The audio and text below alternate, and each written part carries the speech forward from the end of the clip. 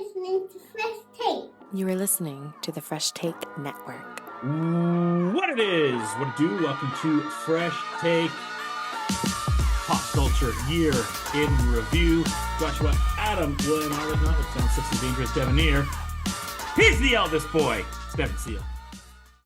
Fuck you, cousin. The And eldest boy. It's a Succession joke. Okay. And the movie Magnate, the one and the only, the kingdom and premium of pop culture and movies, Adam Diesel Powell. Yo, what's going on? Excited for this one. Yeah, it was we were talking about before. I feel like this year my TV is like here and my gaming is like on the top level and movies is like down in the dirt. And that's nothing against movies because this was a great movie year. I just played way more games and watched way more TV than I went to the movies this year. And it's nothing to do against any quality of movies. I'm the exact opposite. Yeah, figured. I'm like Devin movies, is somewhere in the middle. so many movies. See, that's why we both love and loathe Adam's opinions a lot of times, because he opens our eyes, but yet shuts out some of the interesting things. Like, now quite literally, most of my categories might be Succession categories, and now I can't say anything about any of the episodes because I don't want to ruin it for Adam. I don't think he cares. That's fine. Ruin away. It's been toast. I've tried it, and yeah. I think he still looks at it as way too serious. Arrested Development. That's one of the problems. I'm just gonna be happy when people stop talking about it, because it's gonna just die out. It's not gonna be a show that people think about 10 years down the road. We'll see. Can't wait. We started off here with the best new show, and Adam, I'll let you start. I come in. Well, we were talking about a bunch of these shows already. Oh man, this is I have 4 in this category, and I'm still humming and hawing. This was stacked this year. But I think I'm gonna go the one that we were talking about before, that Josh wasn't sure would make it. So I'm gonna bring it up here, and I'm gonna choose Beef. Good, yeah, it was really as best new show. That really I think it was. Is this limited? I'm not sure if it's I think it's a limited series. I think that's what they got on. Okay, then I might be able to make it in then. But we can call it new show. Yeah, we can call it new show. New and limited are the same. It doesn't matter.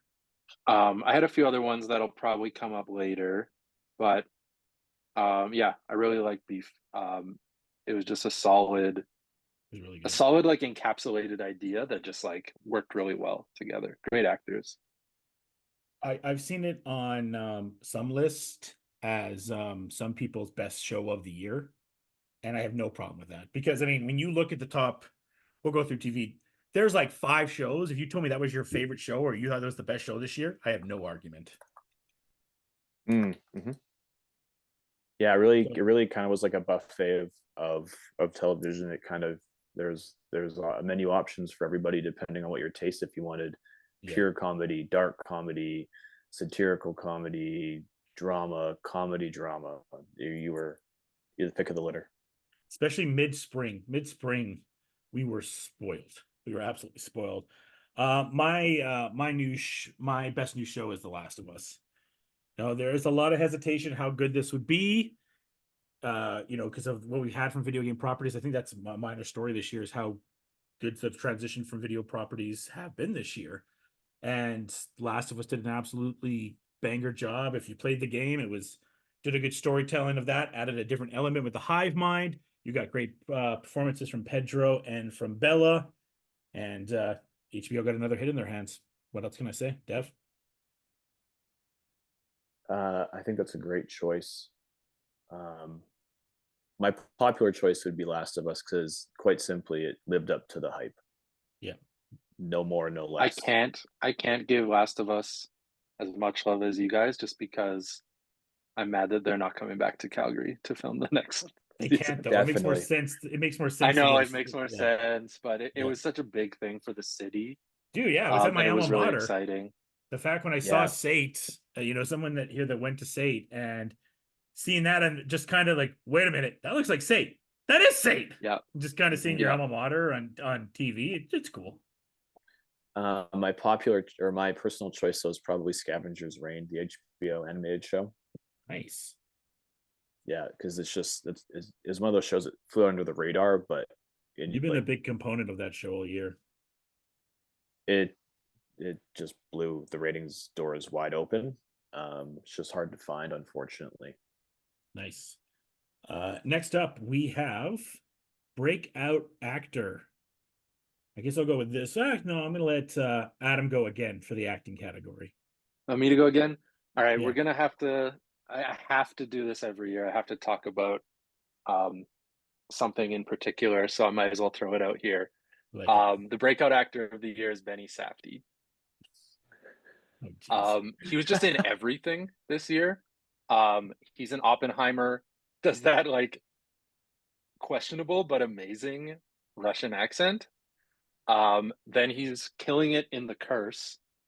Like he's one of the best parts. I mean, that show's hard to say what the best part is, but he's like amazing in it.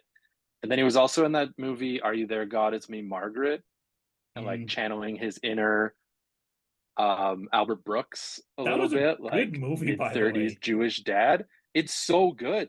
So that was another. That's what I mean. Like I did my top 10 list this year, and that didn't make it, but it was so close. Like I love that movie, and he's so good in it. So Benny Safdie, breakout actor year, because he's been doing a lot for a while, but I think this was his year shining as an actor. Mine was a maybe not like as a greater as an actor, but I think showing what he could do and about to become a big star. I think you're going to see him in a lot of movies, especially action movies.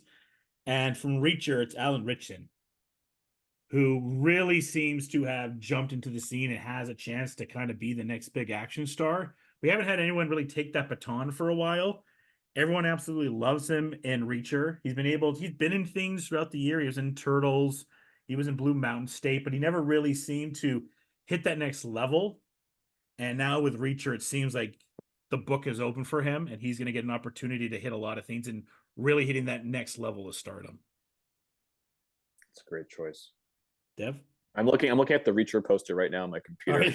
That's too funny. It's really funny. I'm looking this guy up. I have no idea who he is. He's ginormous too, right? He's ginormous, yeah. Yeah, holy crap. This was half my dad's pick too. I let my dad have a bone in this. I was just gonna say, like, it's a 50-50 pick. I'm not watching it as much, but Nick was a component of this too. Nick hasn't shut up about this guy. Well, the one thing that you hear about this version of Reacher, is that it's incredibly faithful to the books, which the Tom Cruise ones were not. And so anyone who is a fan of the series is like really, really happy. A Reacher fanboy. Hey, Tom Clancy fans are another level, man. Like, R.I.P. My choice, and this might be controversial, but I feel like I can kind of back it up. Like, you're talking breakthrough, as in like, I'm going to define breaking through as reaching like another stratosphere. And I think what the Hollywood media machine is doing to us is it's making Chalamet like basically the next Brad Pitt. I know he was a household name beforehand. I know he really broke onto the scene much earlier, but with this whole Wonka push that they're doing, he's basically like the new Tom Holland, in my opinion. Yeah, I mean, that makes sense for everything they're doing with them. I have no critique. Yeah, I can see that, and it's rolling to next year, right? Yeah, I mean, whether or not if Dune came out when it was supposed to, would have been a huge year for him, right? Well, just even like how he's become part of like the cultural fabric. He's dating a Jenner. He's showing up to all these NBA games. He's friends with one of the Jenners. I don't know, Kendall, Kylie, Karen, whatever. He's friends with like Hideo Kojima now. So like, what can't this guy do? Now, whether or not we like him or we believe in him is another story, but Hollywood's telling us we should. So all right, next up, Dev, you can go and give us breakout actress. Oh my God, way to put me on the spot. Do you want it to go back to Adam and I? I think I need a minute. I'm just Okay, trying well, to I'll go go through with some of my mine. notes. Yeah. Mine, we saw her in Game of Thrones, but Bella Ramsey is mine this year. She took the role of Ellie, and myself and a few other people that were fans of Last of Us, initially when you saw her in the trailer, we weren't really sure. I mean, I believe I talked about it in my most anticipated last year. She was the part I wasn't sure about as Ellie because that was such a crucial role. There's a million guys that can play Joel, but Ellie is such a important role in The Last of Us, maybe the most important role.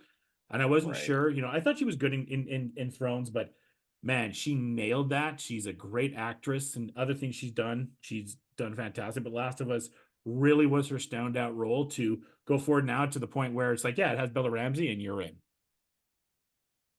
Well, I got mine. Okay.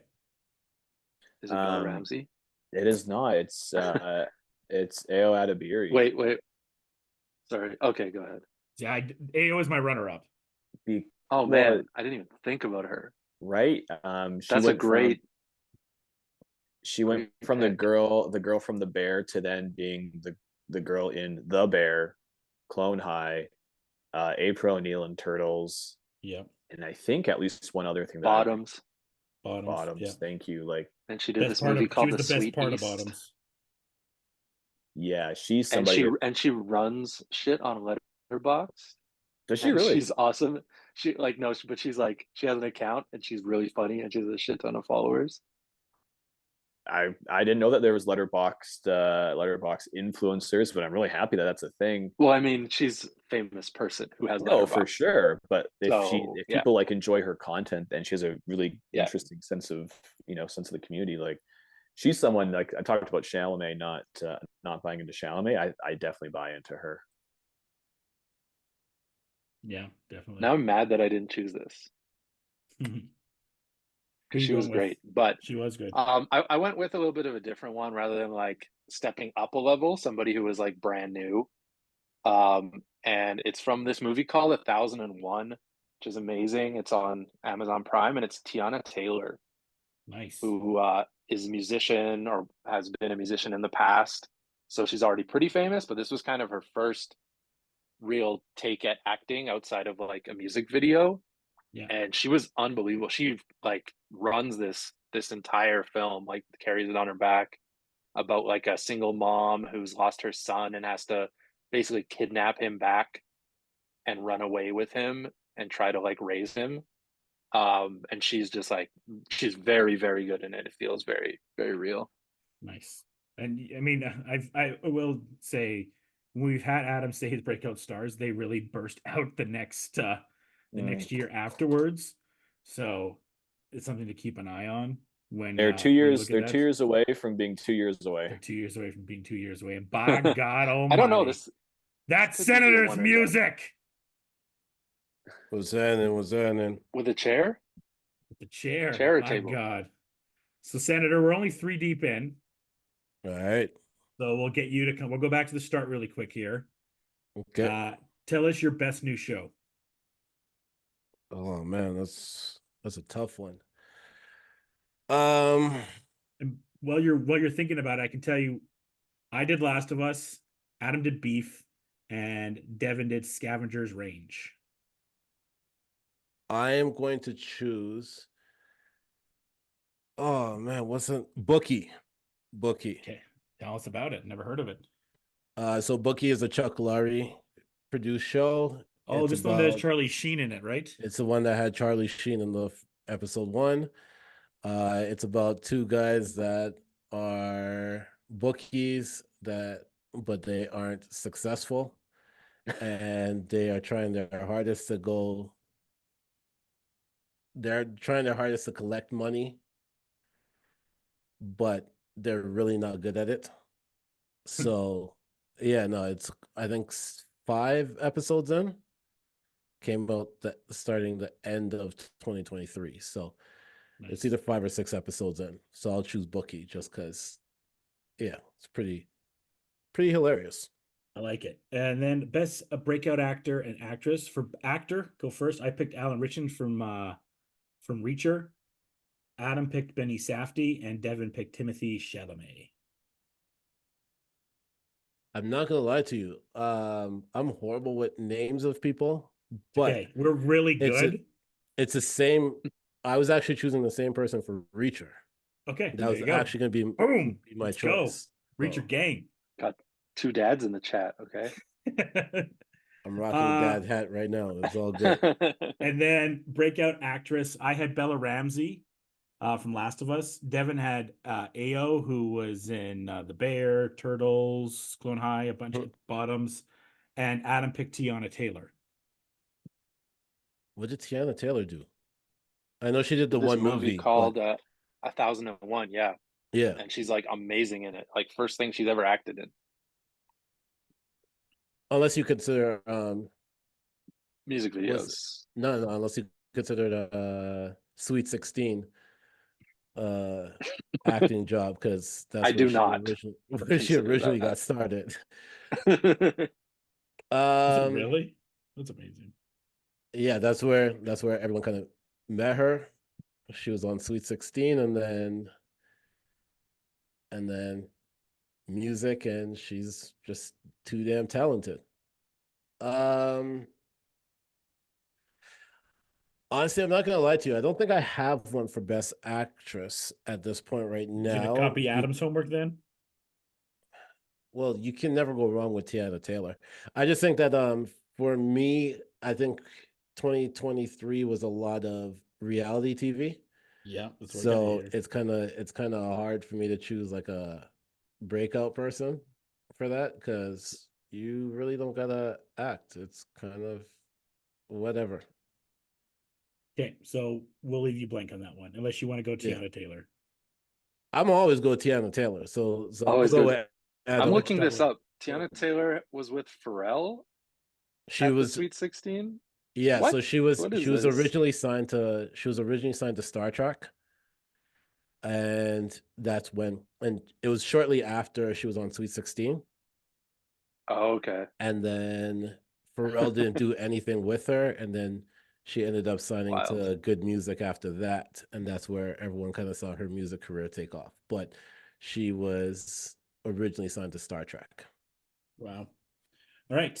We go up next to Best Cinema Experience. Devin. Did you go to the cinema this year? I did. I Barbenheimer. Great. I'm trying to think of how many other times I went, which is really. Oh, well, I went to Boy and the Heron recently. That's probably default my best experience. If not, the other answer is the explosion in Oppenheimer. Yeah. The practical effects of Christopher Nolan. So they're not great answers, but it's all I got. Okay. I heard rumors he actually dropped an atomic bomb for that movie. Is that true? You know what? I did have that conversation with my family this Christmas when we watched it on TV, and I was like, yeah, like he actually like they made like a practical miniature effect of this exact explosion, and they were like, he detonated an atomic bomb. And I was like, no, I didn't detonate an atomic bomb. They use science. Like, where would they just drop an atomic bomb and we not hear about Didn't it? they use science to make the atomic bomb? Hey, you got Don't me try there, to convince man. me otherwise, Dev. Ooh, full circle. Just hand waving. Can you explain quantum mechanics to me? Yes, I can. While we have sex. Actually, that's probably my cinema moment of the year. Florence Pugh? Is Florence Pugh being like, explain quantum mechanics to me, and he goes, that was Emily Blunt. "Oh, was it? It was Emily Blunt. I forgot. Oh my I'm God. sorry." But they also banged, didn't they? Who wouldn't want to bang Cillian Murphy? That's my bad answer to this category. Next answer, Adam.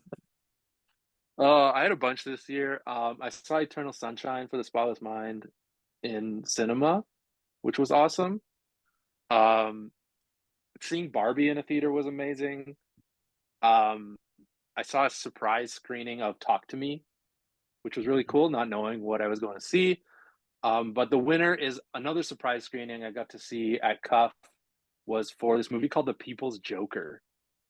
And it's this indie movie that's a trans queer reimagining of Batman and like the whole Gotham world.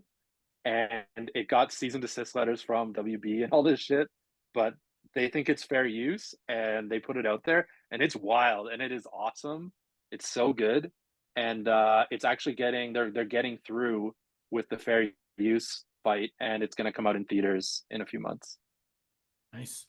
I like it. People's Joker. And the director Skyped in for a Q&A, and it was really cool. Dope. I had a really good one, but I think it's more in the local moment, so I'll save that for local moment.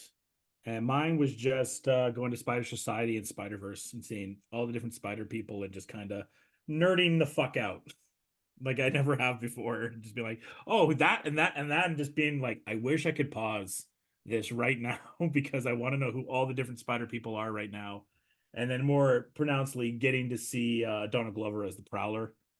I mean, like, okay, what is this? What's going on? So seeing Spider Society was my moment, and just going with Joel too, and we're both like looking at each other and just like, holy shit. Like, I don't like to talk in theaters, but that was like the closest I was to like trying to start a dialogue in the middle of a theater.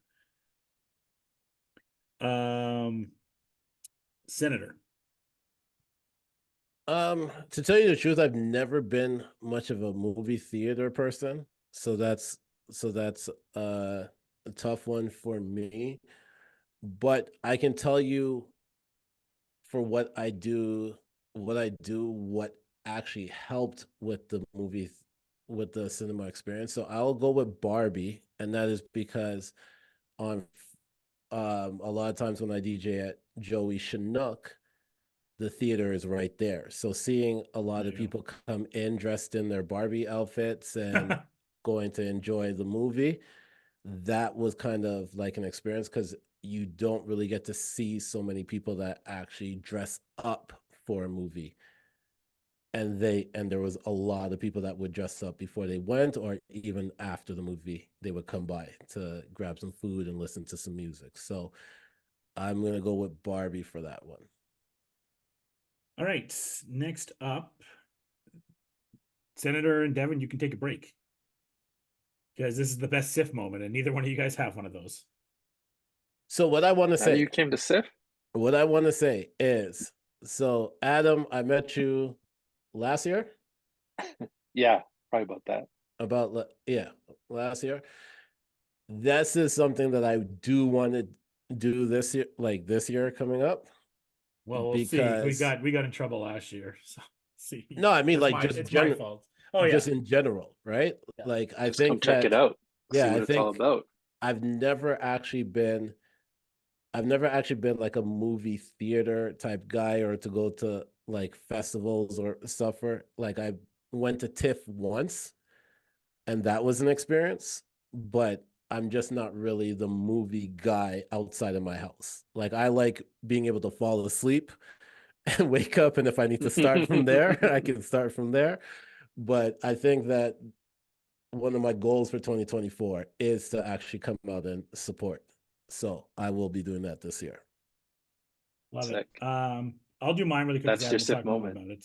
I like it. That's my SIF Okay. moment. My SIF moment is meeting Adam. Okay, Oh, that's nice. That's my SIF moment. I'll go because Adam will go longer, and then Devan, Ryan. I'm assuming you're skipping because you had nothing to do with SIF this year. Mine was getting to interview Alex Escondarca about Blackwell coaching, which is a really cool film. And, you know, Alex and I go back. We've had some really cool and important conversations throughout the years. And this is a very important movie. And getting him to, you know, talk about a league that, you know, I play a part in, and a coach that had a really successful run.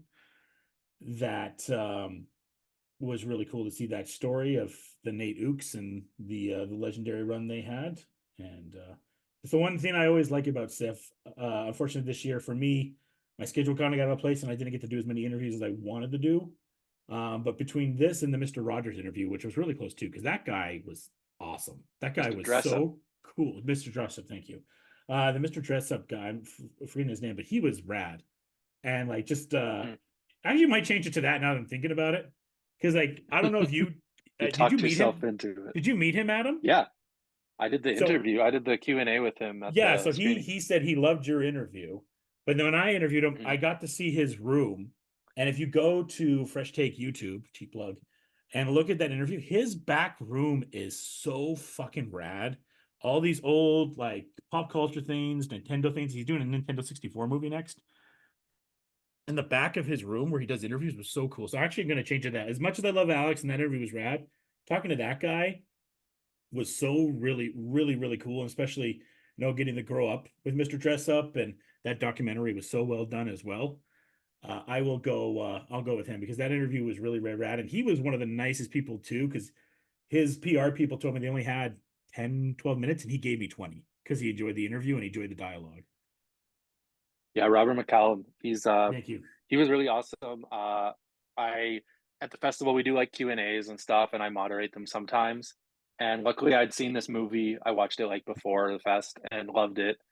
And then something happened during the festival, and the guy who was supposed to do the interview, like 2 minutes before, like couldn't do it. And they're like, "Can you do a Q&A right now?" And I walk into the theater and the credits just started to roll. And I look at this guy and I'm like, "Are you Robert?" And he's like, "Yeah." I'm like, "All right, let's go." And then we walked down in front and did like a 20-minute Q&A. And he's just like so easy to talk to and so awesome. The crowd was like loving it. And he did some like fun crowd work stuff, and it was really cool. So that was awesome. Yeah. That's not my pick though. It's in a similar vein. Like lots of Q&As are really awesome, but this is our last year at SIF at Eau Claire. Eau Claire is getting torn down, so our like headquarters, our cinemas that have been there forever are getting ripped up for luxury condos, because who doesn't need more luxury condos, right? But I remember going to that theater when I was young, like since I was a kid, and going for field trips to like the IMAX and stuff. I don't know if any of you have any experience with that, but I loved all that stuff. But one of the people on our team, he's like the top level projectionist, and he loves projection. He loves like showing film and projectors and all that kind of stuff. And he got to do the last introduction to a movie in that old IMAX theater that used to be an IMAX theater. And he did this long, he brought like props and everything. And he did this long presentation about how he went to this theater when he was young, loved the IMAX thing, loved everything, got into all that stuff. He brought an IMAX like film strip, like an original IMAX film strip that he had to like show it off, and talked about and did like a demo of like, this is how the projection booth does different things and blah, blah, blah. And it was just like this amazing, like he was just so jazzed to do it. And that was like a really awesome experience, and a little bit sad because that theater's not going to be there anymore. It's been there for 20 plus years. So yeah, it's a real bummer. It's a real bummer. The OG IMAX, when it was like Yeah, only nature movies and Michael Jordan movies, like that was it. That's where I saw MJ to the max. Yeah.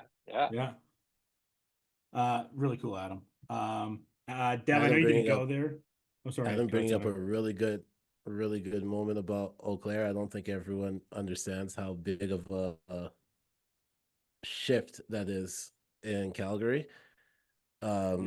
Especially as for myself, my second job working here was at the YMCA Eau Claire. Okay. So when they had to shut that down, that was a lot of people were impacted by that. So yeah, the shutting down of that theater there as well. Such a big moment for Calgary. Yes, it was. Best local moment. I'll go first on this one. Unless Dev, do you have anything to say on SIF at all? I know you weren't part of it, so I don't know how much you can really say. I wasn't a part of it, and I regret it deeply. I had such a great time the year prior. Exposed myself to a lot of different things I wouldn't normally do, so I'm gonna do everything I can to make it this year. That's Best the right local, answer.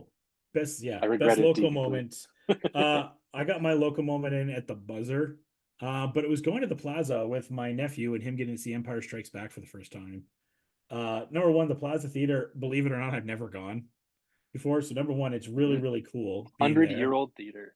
It's crazy. It's super rad. And then getting to see my nephew, who's just really getting into Star Wars right now, and getting him to like laugh at Yoda when Yoda's being funny, or like when he sees the AT-ATs and going crazy about that, or like kind of getting spooked about Vader, and kind of have him going back and like whispering things to me and stuff like that. That was it was a really cool moment. And for some reason, being at the Plaza made it more special than if it was at Cineplex or something like that. So that would be my Yeah, the local old moment. theaters have a charm that They really do. like, I don't know, makes it more exciting to go than Well, and I always think the a cool thing multiplex. was I went with my dad too. My dad was like, he's like, I can't remember, but he's like, I'm 90% sure this is where I saw Empire Strike Back when it came out. Could He's have. like, I'm pretty sure. He's like, I'm pretty sure we saw it here. So that was kind of like a nice full circle moment. So, Senator, I know again you don't really do theater, so if you don't have anything, it's all good. Okay, so best local moment for me will be outside of theater. Sure, yeah, it doesn't have to be in the theater And necessarily. my best local moment actually happened New Year's Eve. I'm not Okay, gonna lie go. to you. Buzzer And the for you reason too. why is because I was DJing at a restaurant um right by Olympic Plaza. Yeah. And the crowd that was down by Olympic Plaza thinking that the fireworks were happening downtown when it was supposed to be at Princess Island this year was hilarious because everyone kept staring at the tower and was waiting for the fireworks to happen. And when the countdown happened and no fireworks went off, No. it was hilarious to watch because no one knew where to look. So that was my best local moment. I love it. 2023. I love it. Dev? My answer is picking out all the great places in the city and close to the city that showed up in The Last of Us. Oh yeah, that's pretty cool. It's a good answer. Yeah, way more than I ever thought there would be, but at the same time, just bang right there, bang right there, bang right there. Yeah, that's pretty rad. Shout out to the couple people I know that worked on that set. They were, yeah, they did a great job. They did a great job. Yeah, I guess that would be my backup one because I got to go to premiere and I met our premiere there. And it was really, really rad to see some of the costs. I got to talk to the costume designers. Adam, you were there too. Fuck. We were both there. You're stealing my moment. Yeah, sorry. I was gonna say this segues perfectly into my local moment of the year, which was Stiff. We got to put on a special premiere event for The Last of Us. And so right after it showed on TV on Sunday night, I think Monday or Tuesday we screened the first episode at State at Jubilee Auditorium, like 500 people. It was mostly like a cast and crew screening, so it was like all people who were involved in the production for a whole year before coming and seeing their names on the screen or what they did on the screen. Gabriel Luna was there. Gabriel Luna was awesome too because he talked in his. I don't know if he stayed for the interview, but he talked about how big of a wrestling fan he was and how much he loved he the saw Hart Brett, family. he was losing his mind. And the first thing he did, he got off the plane and he got in an Uber and he was like, "Take me to the Hart House," and he wanted to go to the Hart House. Amazing. And so he met like all the Hart family and whatever. But yeah, it was such a cool night for like the city, and the show was good. Honestly, it wouldn't have mattered if the show was good or not. It was just a great thing that brought everyone together and showcased some awesome people doing awesome stuff in the city, and that the city can be on that level as like Vancouver, Toronto in terms of like film and television production.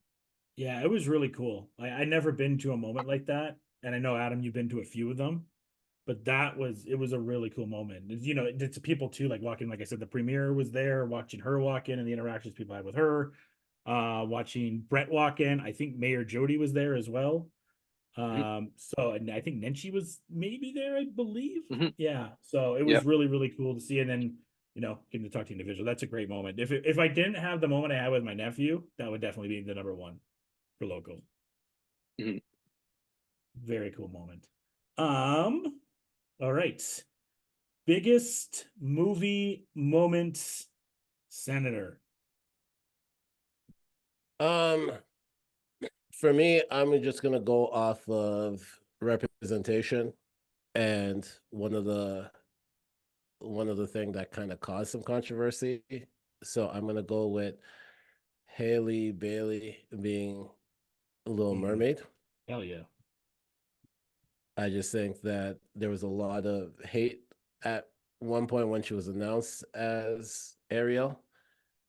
She killed that role. So I am going to go with that one for the biggest movie moment.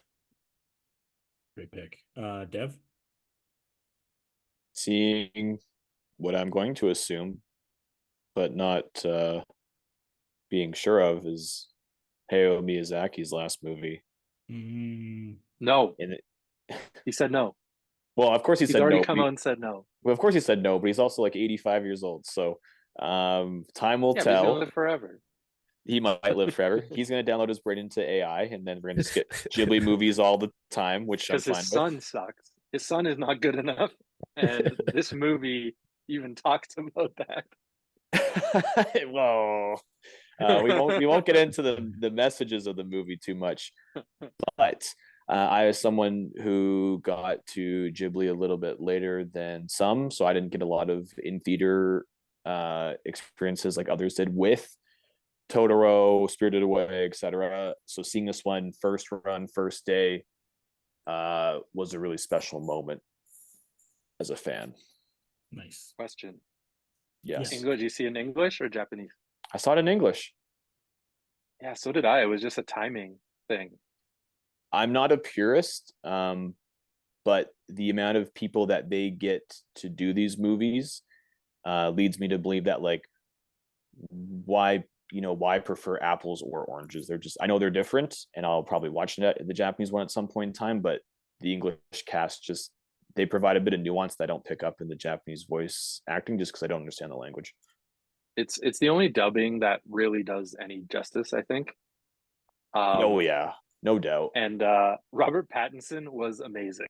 Yes. Like unhinged in this Yeah, movie. Chris Pratt Like, could learn from him on voice acting. Oh yeah, my Robert goodness. Pattinson like goes all in on this. Like, it's amazing. To the point where you think Robert Pattinson is doing like a Willem Dafoe impression, and then Willem Dafoe pops up, and you're like, who have I been listening to for the last hour?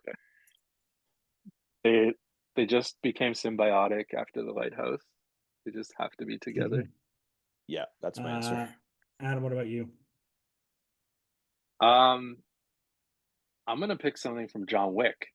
Hey. 4. Yeah, isn't that crazy? Yeah, I did not see this German coming. that German nightclub scene is bananas.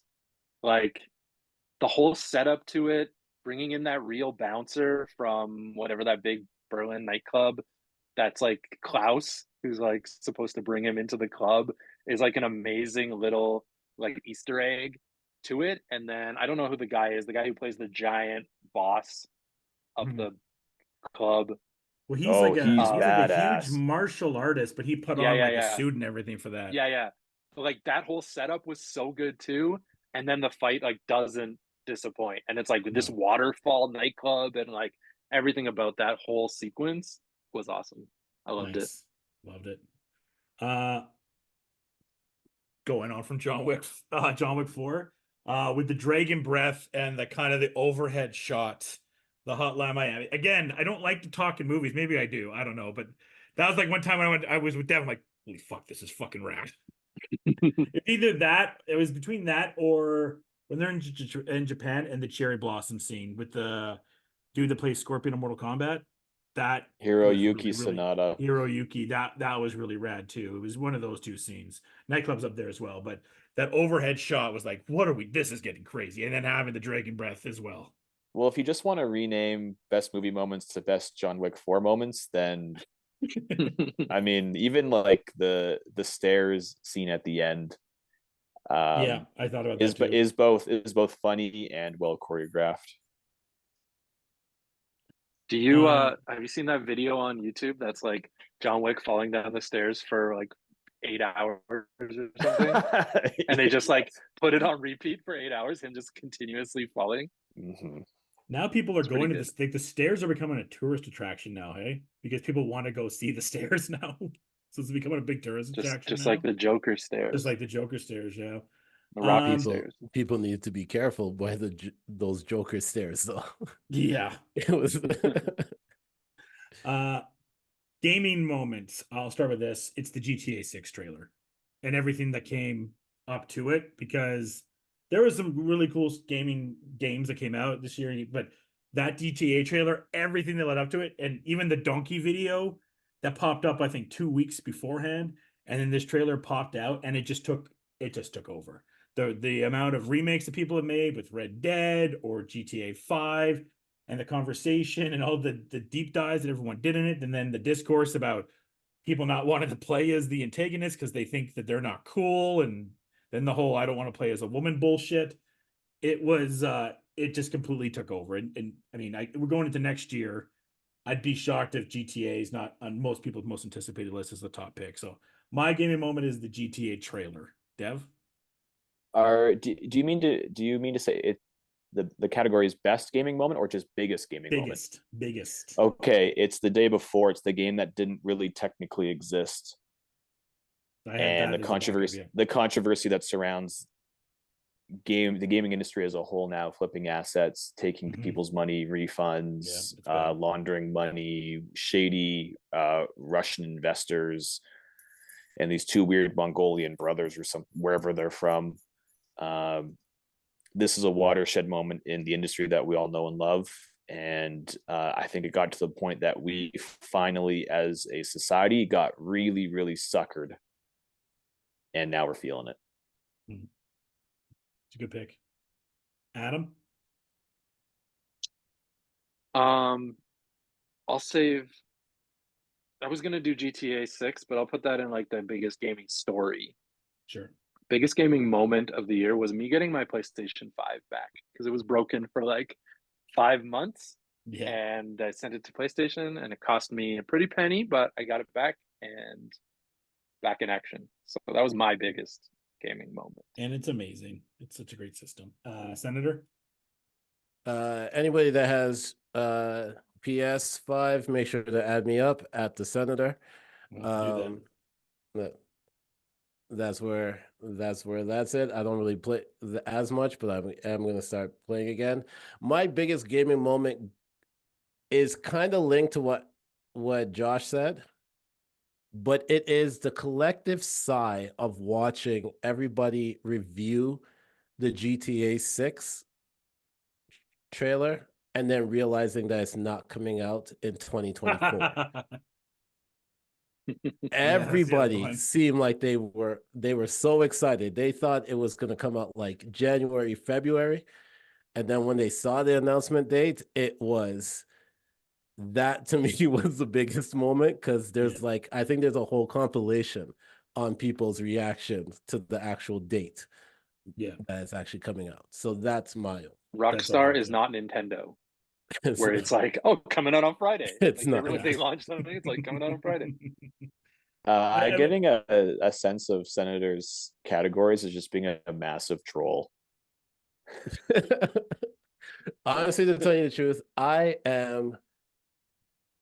the things that interest me the most usually makes me come off like a troll. So I will accept it. Yeah, you just like watching people get punked.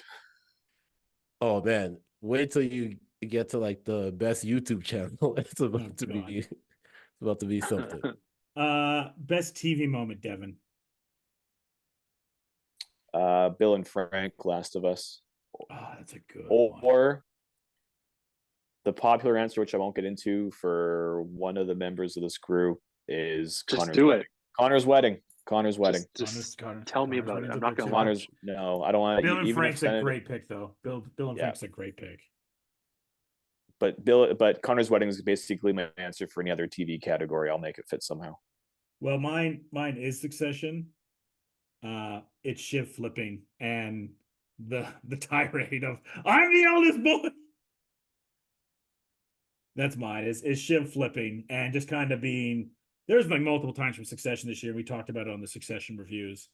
But Kendall just absolutely just devastated that he's not going to get the company, and Shiv flipping. And you have this awesome moment with the Roy kids beforehand, and you go into the meeting, and I have watched, no lie, the scene where they're in Logan's office and Kendall and Stewie are talking, and they're kind of being boys will be boys type of stuff.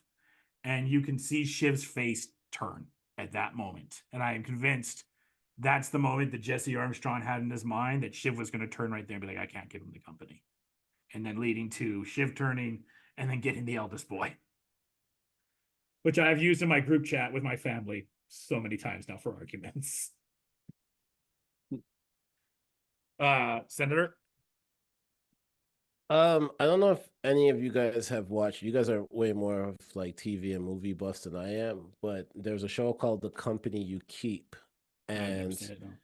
it is with the dad from what was the name? It was like that emotional show. Oh my gosh, why is it slipping my Oh, brain? This Is Us. This Is Us. Okay, Sterling K. So Brown. No, the guy from no, Heroes. yeah, Oh, whatever his name. Milo. Was it Milo? Milo, yeah, Milo. yeah. Thank you.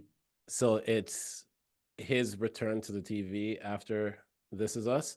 Yeah. So it is about a con man, and then he ends up dating like a FBI agent. And they did one season of it, and so he is trying to be a nice guy, but at the same time still being a con man. My TV moment is when Emma, which is the girl who's the FBI agent, finally realizes that the person that she's dating is the con man in the situation. Oh, cool. So they kind of do that whole reveal in the first season, and it's only been one season. It just came out last year. So that is my moment. Nice. Because they were able to build the story off of there when they finally did the reveal. So, yeah. Adam. Cool. Mine's like it's like the second or the last episode of I'm a Virgo, which is like this amazing show on Amazon Prime by Boots Riley.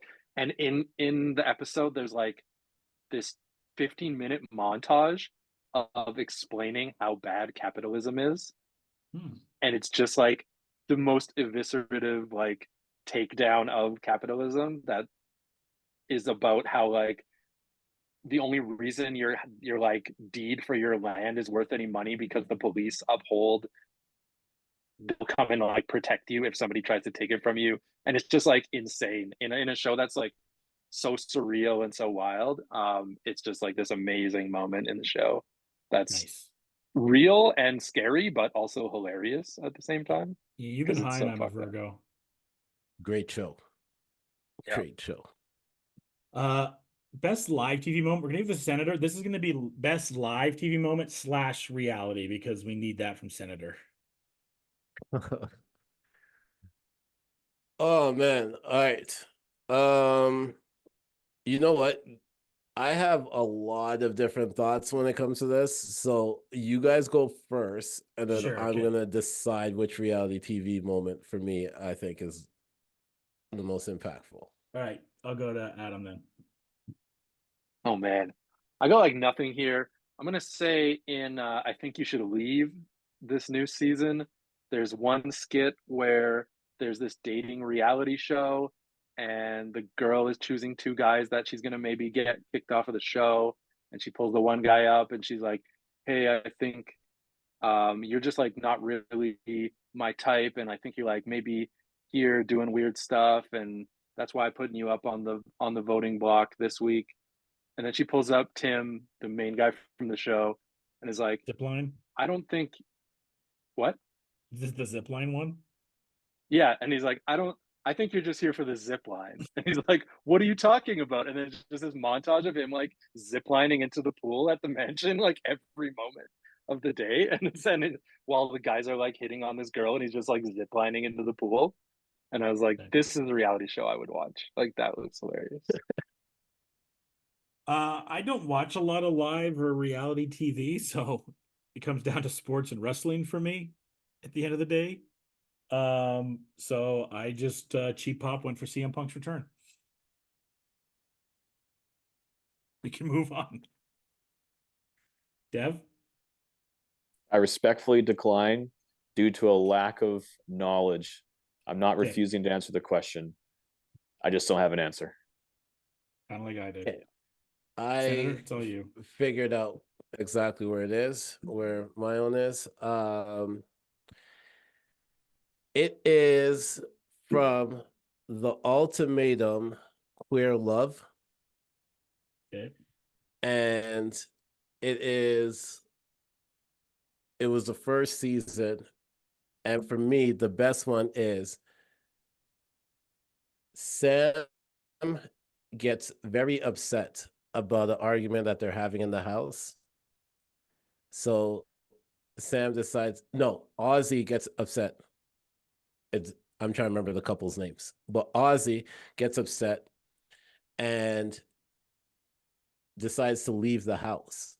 So while they leave the house, Ozzy decides to just sit on the curb outside of the apartment building. Don't go to a bar, don't go to a friend's house, don't go anywhere, but literally sit outside of the apartment for 2 hours and then realize, hey, I need to go in and apologize. So I'm going to go with that scene because it looks so ridiculous. Because Ozzy was like, I am over this. I need to go somewhere. And literally just goes outside and sits down. What's the show called again?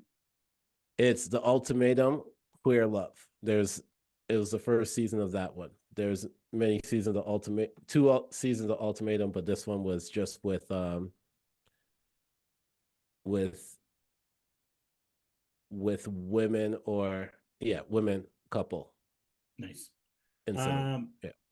Next we have best retro finds. I'll go first. This was Adam's original idea, so just kind of like a movie or show you hadn't watched, and this was the year you finally watched it and realized how much you enjoyed it. I think that was the idea of the category, Adam, right? Yeah. So mine was Casino. I had never somehow seen Casino before, and holy shit, did this change my entire... I literally spent 800 or more on suits to match everything De Niro had in there. Because I love his style in this. So like pretty much if you see me on a broadcast the next, few years, know that was all because of Robert De Niro's style from Casino. So Casino is mine, Dev. That is such a great answer. It's so true too. I remember texting you when that happened. I was like, so many suits. You were like halfway through the movie too, and you're like, "That's it. I'm just gonna buy suits now." And then you're like, "What do you think this orange one, or this pink one, or this yellow one?" Such a great answer. Mine is watching The Birdcage, which is a queer movie with Nathan Lane and Robin Williams, and they play a gay couple, and like it's so interesting that in the 90s they had the bravery. I know Nathan Lane is gay, but they had the bravery. Robin Williams had the bravery and the support and affectation of those people to play that type of character in that society and play it with so much respect. Like he plays like such a straight, a guy who comes across as straight. And they have a son and they're getting married, and the son's getting married, and basically it's kind of like a parent movie, but for queer people. And I just thought it was so groundbreaking. And like, if this had come out nowadays, I think that we'd be talking about it a lot more. Oh yeah. That's a great answer. Adam. I watched this show. It's a Canadian show, actually, that's from like 6 or 7 years ago. And it's by the director Matt Johnson, who did Blackberry this year. And it's called Nirvana the Band, the show. Ooh, and it's this I've like heard of that indie darling show that was on Vice and City TV for like 2 seasons. And it's so funny. It's basically like Tim and Eric style comedy mixed with Tom Green, but with like some semblance of a plot. And the whole plot is these 2 guys are in a band. It's called Nirvana the Band, and they want to get a show at this bar called the Rivoli in Toronto. And every episode is like, how can we get a spot at the Rivoli? And like they figure out some scam, and they're gonna like try to do it. And it's so funny. And half of it is like documentary style, like they're out on the street doing gags, and people don't know they're in on it. It's really funny. It's great. Nice. Senator, what about you? I don't know how much of a retro one this is, so I'm gonna give you 2 options, and you can decide whichever one you want to put down for that one. First one is Vanderpump Rules, because I never actually watched it, as a reality TV, and Yeah. I have watched 8 seasons since my birthday. So, Wow. and That it is was 8 days ago. pretty much. And I will tell you, God honest truth, I actually don't like any of the characters on the show, but because I committed to watch at least 3 seasons, and now there's 10 seasons, I am You're gonna in. make it through. I like it. Or a show that used to be on TLC, I believe it is, Princess. Okay. And that is where it takes people that have like a spending habit and act like princesses, and then it tries to teach them how to save money and that you don't need all the material stuff. And then if you make it through and you follow the steps, then you win $5,000. I actually know somebody that was on the show, and I Oh, cool. actually filmed one episode on the show, but I never actually watched the rest of the season. So I don't even actually know if I made it on the cut, but I did enjoy the dinner that came with the ending scene, but I never actually watched the show. So I went back and I watched it. Nice. Yeah. Best YouTube channel, Devin. Yeah, best YouTube channel. Shit, I'm trying to figure out. I need to like go to YouTube right now and actually see what I've actually. Okay, I'll come back to you then. I'll go to Senator. Yeah. Yeah, I can kick this off. I am gonna choose. It's a Houston-based YouTube channel. It's called In the Clutch. And for those that don't know, if those who watch wrestling, you would have seen their reaction when WWE showed people reacting to Punk. CM Punk coming back. Yeah. In the Clutch, they do a lot of different. They react to wrestling. They react to I think I've seen them in movies. They do all that stuff. Also, I'm gonna put, because there's a tie for me. Okay. So it's In the Clutch and Abba and Preach. And Abba Okay. and Preach is a Montreal-based duo that does some comedy, but they also talk about some of the big topics that are happening. So those are Nice. my two. Adam? I think it's a new channel this year that he started, but Adam Conover from Adam Ruins Everything, That's a really good pick. show that got canceled too soon, I guess. Way too He soon. started his own channel, and he talks about that. He talks about all the crazy things that are happening in the world, and it's so well researched, and big takedowns of like why billionaires are bad, why unions are good, why mergers are terrible and ruining the world. Um, and like the big Warner Brothers merger basically ruined his show and a whole bunch of shows for seemingly no reason. Yeah. And it's just a great channel. He does really, him and his team do really great research. So I love when his videos pop up. And also for him, because of a merger, College Humor didn't exist anymore, which he was originally Yeah. from. Yeah. Yeah. For me, I'm going to go to Reckless Comedy, which they've been around apparently for a few years, but they really caught my attention this year. It was the first year to have it. They do these kind of like, remember you had those commercials back in the day, like I'm a Mac and I'm a PC. But they kind of do that with like I'm a PlayStation, I'm an Xbox. And they have like the Xbox girl and they have the PlayStation girl. And it's really funny, the dialogue that goes back, especially with everything we had from the gaming awards that just happened and the whole Baldur Gates not running an Xbox as well. So it's a really funny channel for a gaming comedy that I've quite enjoyed. Dev? Yeah, I can't believe I forgot about this. It's called A Second Wind. It's the team who were behind the Escapists, who quit en masse after they fired like their digital manager and basically had like a coup and left this digital magazine in the dust. And Wow. now they're doing like a very community oriented, like owner creator run program, and show the community like how much revenue they make, how much they're paying people. So there's nothing that that we can hide behind, which is awesome. I always love this category because I always end up finding a good show like Joel Javier, who Adam picked a few years ago, one of my favorite channels now. And SNL has ripped off like two of his things, and he's like, whatever. Yeah, man. He's funny. Next up, best podcast. I'll go first. There's a lot of good podcasts, but I've never given this podcast an award on here for best podcast. So I'm just going to do it because it's the podcast I listen to the most. So I'm just going to do Bill Simmons' podcast because it's the one I listen to the most. Is the one that I put ahead of everyone. There was another podcast I listened to a little bit. I new podcast I found this year. Maybe I'll do that next year, but I got to give it to the Podfather. Go to Bill Simmons, Senator. Oh man, putting me in a tough situation. All right.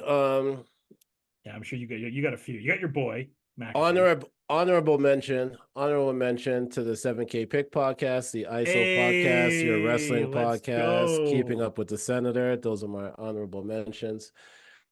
But for the one that I listen to the most and the one that I stay in tune to the most has to be the Joe Budden podcast. Yeah, I've been with you with the Joe Budden podcast in your whip. What was the Budden podcast? The Drake album, right? Was the new Drake album that they got put behind a paywall? You were telling me that one time. The Drake album, they put it behind the paywall and made a lot of money off of it because people actually paid just to hear what his review was. So, yeah. Nice. Dev. Yeah, it's the Financial Times podcast, Behind the Money, where they do investigative journalism behind kind of everyday things. So earlier this year, they did one behind like free internet porn, and yeah, like where these companies lie, the shell companies who own them, the people who own the shell companies, this like how it's exploitative, how these creators aren't making any money. But they're doing one now about European drug dealers in Amsterdam and their connections to like Islamic governments and stuff like that. It's really interesting. Very cool. And then Adam, you're gonna pick Joe Rogan, right? Yeah, that's the only one I know. So Alpha Brain, I'm gonna baby. pick Dev's. I honestly didn't listen to like any podcast this year, so I like Dev's pick. Sure. I'm interested Financial in it. Times back to back, baby. Yeah, porn. I think that's where it got me. I didn't hear anything else. So free porn. Now that I have your attention. Best social media channels. This is either something from Instagram, Twitter, or TikTok that you had like to follow. Adam. Best new follow of the year. Pretty much on Instagram because you're on the other two platforms. Yeah, for me, but I know he's on TikTok. I know he's on YouTube. Is Dr. Dew, and he's this kid from Texas that just mixes different Mountain Dews and then chugs them, and he's like a maniac. Like he pours like a liter of soda and then he just slams it in like a second, and it's hilarious. Dr._Dew 1998 is his handle. He has about 30,000 followers, which is criminally underrated. Hilarious content and like wild, like what a wild talent to turn into content on the internet. Love to see it. This is why I picked this category for times like this. Senator?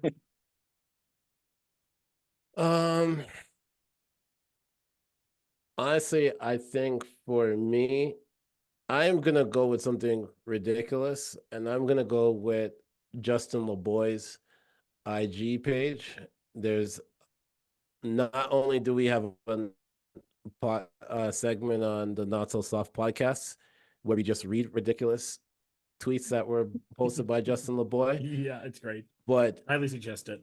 We get into a lot of trouble because people think that that's just exactly what our thoughts are and that we're not just reading off tweets. So I'm going to go with the Justin LeBoy IG page. Nice. Mine is a page called A Guy and His Golden. And it's I don't know the guy's name, but he has a golden retriever named Teddy, and he does a bunch of these funny things. And unfortunately, I think this is the first public time I've said this. We lost our golden retriever to cancer back in January. Probably the shittiest thing that happened to me this year. And it's been really cool for me and my mom, particularly, to share this back and forth and just kind of remember why, the goldens bring us happiness and everything like that. And some of them are really, really funny, and you get some really funny reactions out of the golden as well. So A Guy and His Golden is my pick. Dev? Surprisingly enough, I think mine is Benny Blanco. Okay. Is that the guy that's with Selena Gomez now? Yes, he's like the super producer, but he's also known for his stuff in Dave, but he's used his success in music to pivot into becoming kind of like a food influencer. Mhm. and he does tons of stuff with like Maddie Matheson and Lauren Nice. de Gagne and like the half baked harvest individuals. So it's like it's really weird because you think he would just be kind of a guy who either has like memes or self promotion, and it really he's just like it's like a discovery of him liking and making great food. Nice. Next up, we got the trailer of the year, Adam. And this can be in Trailer of the anything. This year. can be TV, gaming, and movies. I got mine. It's the teaser trailer. The original teaser trailer for Barbie is the best trailer of the year Good pick. because you've got the whole like film bro culture thing that are like all Stanley Kubrick fans and Christopher Nolan fans, and then you've got Barbie coming on being like, "Hey, we're cinema too," and just doing the like rip off of 2001 as like the teaser trailer was an amazing choice. Very I nice. didn't even think it was going to be in the movie, to be honest. I thought it was just I for the thought ad too, yeah. campaign, but Uh, pretty good. Nice pick. Mine's GTA. Everything I said about it. I don't think there was a trailer that I saw that captured more people's attention for everything I talked about and then everything Senator talked about. So I'm going to go GTA 6. Dev? Mine's the trailer for the Ninja Turtles animated movie. Hmm. I thought they showed a really good mix of the kids making their jokes kind of with each other as they did in the voice acting booth. So it was really organic. And then a couple of the one-liners from people like Jackie Chan. And so it gave you just enough of the sense of humor to know what you're getting before you get into it. And it just happened to be well done. Nice. Senator? I'm gonna go with the trailer for the Taylor Swift movie, just because Okay. that might have been her and Beyonce may have had one of the best marketing plans of selling you back the same concert that you went and watched. Mm-hmm. It's true. And you went to the theaters to go watch the movie or watch the concert. So Yeah. I'm gonna go with the Taylor Swift movie. Cameo of the year, Devan. I feel like you're leading me into something that I should be. I just know Adam and I have our answer, and I didn't know if you did. You Well, don't know my answer. I'll probably I- agree with you. Will I not? No, I think you have an answer, Adam, and I know I have an answer. I don't think Devin does. Oh, okay. Okay, you guys go. I need to see if I'd agree with you. Yeah, let's go to Senator then. Honestly, to tell you the truth, because I'm a wrestling fan, my cameo is gonna come from there, and Sure. that is Bad Bunny in Puerto Rico. Fucking love it. Yeah, That's great. my cameo. I like it. Well done. It's a Adam? good cameo. I was thinking about doing everyone and Dave as a cameo of the year because it's literally everyone. Yeah. I debated Don't that too. spoil My the. well, I just said everyone. Everyone's Yeah, in it. perfect. So, spoiler alert: if you like anyone, they're in the show.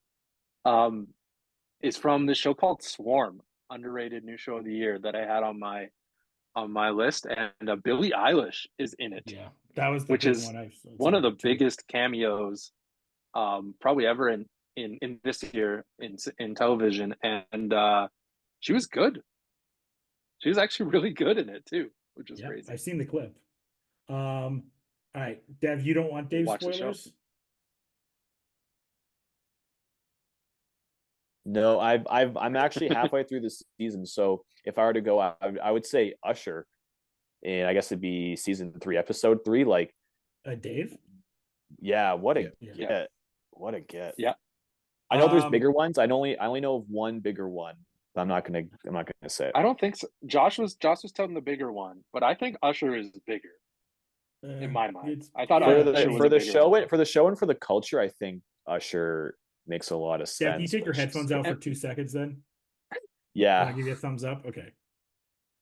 So mine was a tie. It's McAdams and Pitt. Because that Yeah. Brad Pitt stuff was wild. I didn't expect any of that. And then to have the whole song with Rachel McAdams as well, like, didn't expect that. Put it back on. So that's mine. That's a quality pick. Sorry, I ruined the King Charleses and Dave. Sorry. All right. Next up. Hey, I know of one of them in Dave. I'm just not going to say it for those who haven't watched it yet. Celebrity Yeah, of the year, Queen which Elizabeth. yeah, yeah, back from just before. Just before. Celebrity of the year is, to me, it doesn't matter like whether they're like the best person or what. To me, it's the biggest celebrity this year. To me, there was only one answer, and it's Taylor Swift. But you guys, did you have a different pick? Love to hear it. Dev, No argument. Senator. I disagree. Okay. My celebrity of the year is Usher. How many sold out? How many sold out residency in Vegas, and then being announced as the Super Bowl headliner for the Super Bowl. So for me, it is Usher, and the MVP. album coming out the same day as his Super Bowl performance. Didn't know that. Nice. Adam. I knew none of this was happening with Usher, Neither did I. but I love to see it. My biggest celebrity this year is kind of a throwback to Dolly the Parton nanny, again. and it's Fran Drescher. Okay, I like it. Fran Drescher is the president of the SAG-AFTRA union, and she just became the president in 2021. And then all the strikes happened this year, obviously, and she was hugely instrumental in fighting for the rights of everybody in Hollywood. And so she gets it. Fran Drescher killed it this year. I love it. Senator, best non-fiction show. So that's a show that is, again, like reality and anything like that. Honestly, to tell you the truth, I think if we're gonna go off of that and say reality, I am actually gonna choose one that an ex kind of put me on, and I ended up staying locked into, and that is the 90 Day Fiance universe. Yeah. Because I can't believe that a person like Big Ed still got to get a next show after everyone had a problem with him for the longest time. So I'm going to go with the 90 Day Fiance universe. Adam. Best nonfiction. I'm back and forth between two because they're also limited series. So I'm gonna pick one here. It's this show called Paul T. Goldman, and it came out in like early January, and it's this insane show about a guy who has this insane story about how he married a woman and found out she was running an underground prostitution ring and divorced her, and she was trying to take all his money. But he's also probably clinically insane. And he wrote a book about it and self-published it and all this stuff. And so a filmmaker wants to come in and get the rights to everything and make a show about him, but he will only do it if he can star as himself in the show. And it's like, it's batshit crazy. Like you just go down this rabbit hole every episode. It's What's so it called good. again? Paul T. Goldman. Paul T. It's Goldman. so funny. Dev. Did MILF Manor come out this year? It sure did. It sure did. Didn't watch a single episode, but I'm in. Hey, let me tell you something. Don't be in. Ah. I will tell you that straight up. I was really hoping it was everything I wanted it to be, and I'm disappointed it's not. Josh, can I give Devin a quick preview of the first episode alone? Please do, because I don't have an answer for this. So go ahead. So, Devin, first episode. The moms are there. They're waiting to see who the people are that comes in. It's the sons of the other moms that are there. And then the first challenge is the moms get blindfolded. Then they have to feel the body of the men to figure out which one is their son. I'm so in. This is just the kind of thing, though, that I feel like, I guess I'll say, an adult rated website would make as like their intro into, which like I know they're going for that, but like you could take it really far if you wanted to. That's crazy. Yeah, I watched the entire series. Yeah. Man, this one I really struggled with. So I'm just gonna go into the world of wrestling because that's nonfiction. And because I picked Raw on that one, I'm picking SmackDown Is on it? this one. Is it nonfiction? Technically. Ruling yes or no. I say Go for okay. it. Yes, it's nonfiction. Sure. I picked Raw for best TV show. The other one, this one I picked SmackDown. I can have both. Best limited series. It was tough to know what a limited series was this year because we didn't have like a White Lotus where that's like the anthology series, which counts as this. Like Sherlock would be kind of on that as well if it's something changes time over time. And I couldn't really nail one down, but then by definition, this is getting all the awards nominated for best limited series. So I went with Beef. Everything kind of Adam talked about with Stephen Yang and Ali Wan, like it just to me it was the best show that Netflix had this year. Period. It's a big reason why Netflix had as good of a year it had, and I don't think Netflix has had a show as good of that maybe ever. Was it the only good thing they did this year? Netflix, Senator, tell them about our There was movie, our movie. Well, it had the movie Best that Christmas you ever. enjoyed the best Best Christmas ever. And then on top Oh, I watched like 2 seconds of that. uh on top of that, they put out a few comedy specials. They had like the Kevin Hart special, they had the Dave Chappelle special, they had Ricky Gervais. But overall, actually they also had the Squid Game, the challenge. Yep. That series that came out there Yeah, too. Netflix had a really good year. I hate to admit it, but they None did. of these interest me. Yeah, there was a few interesting ones, but I think Beef was Netflix's best product that they put out. Yeah. Is that your best limited? No. No, My what's yours? best limited is from Hulu, Nice. and it is Tiny Beautiful Thing. Cool. And it featured Catherine Han.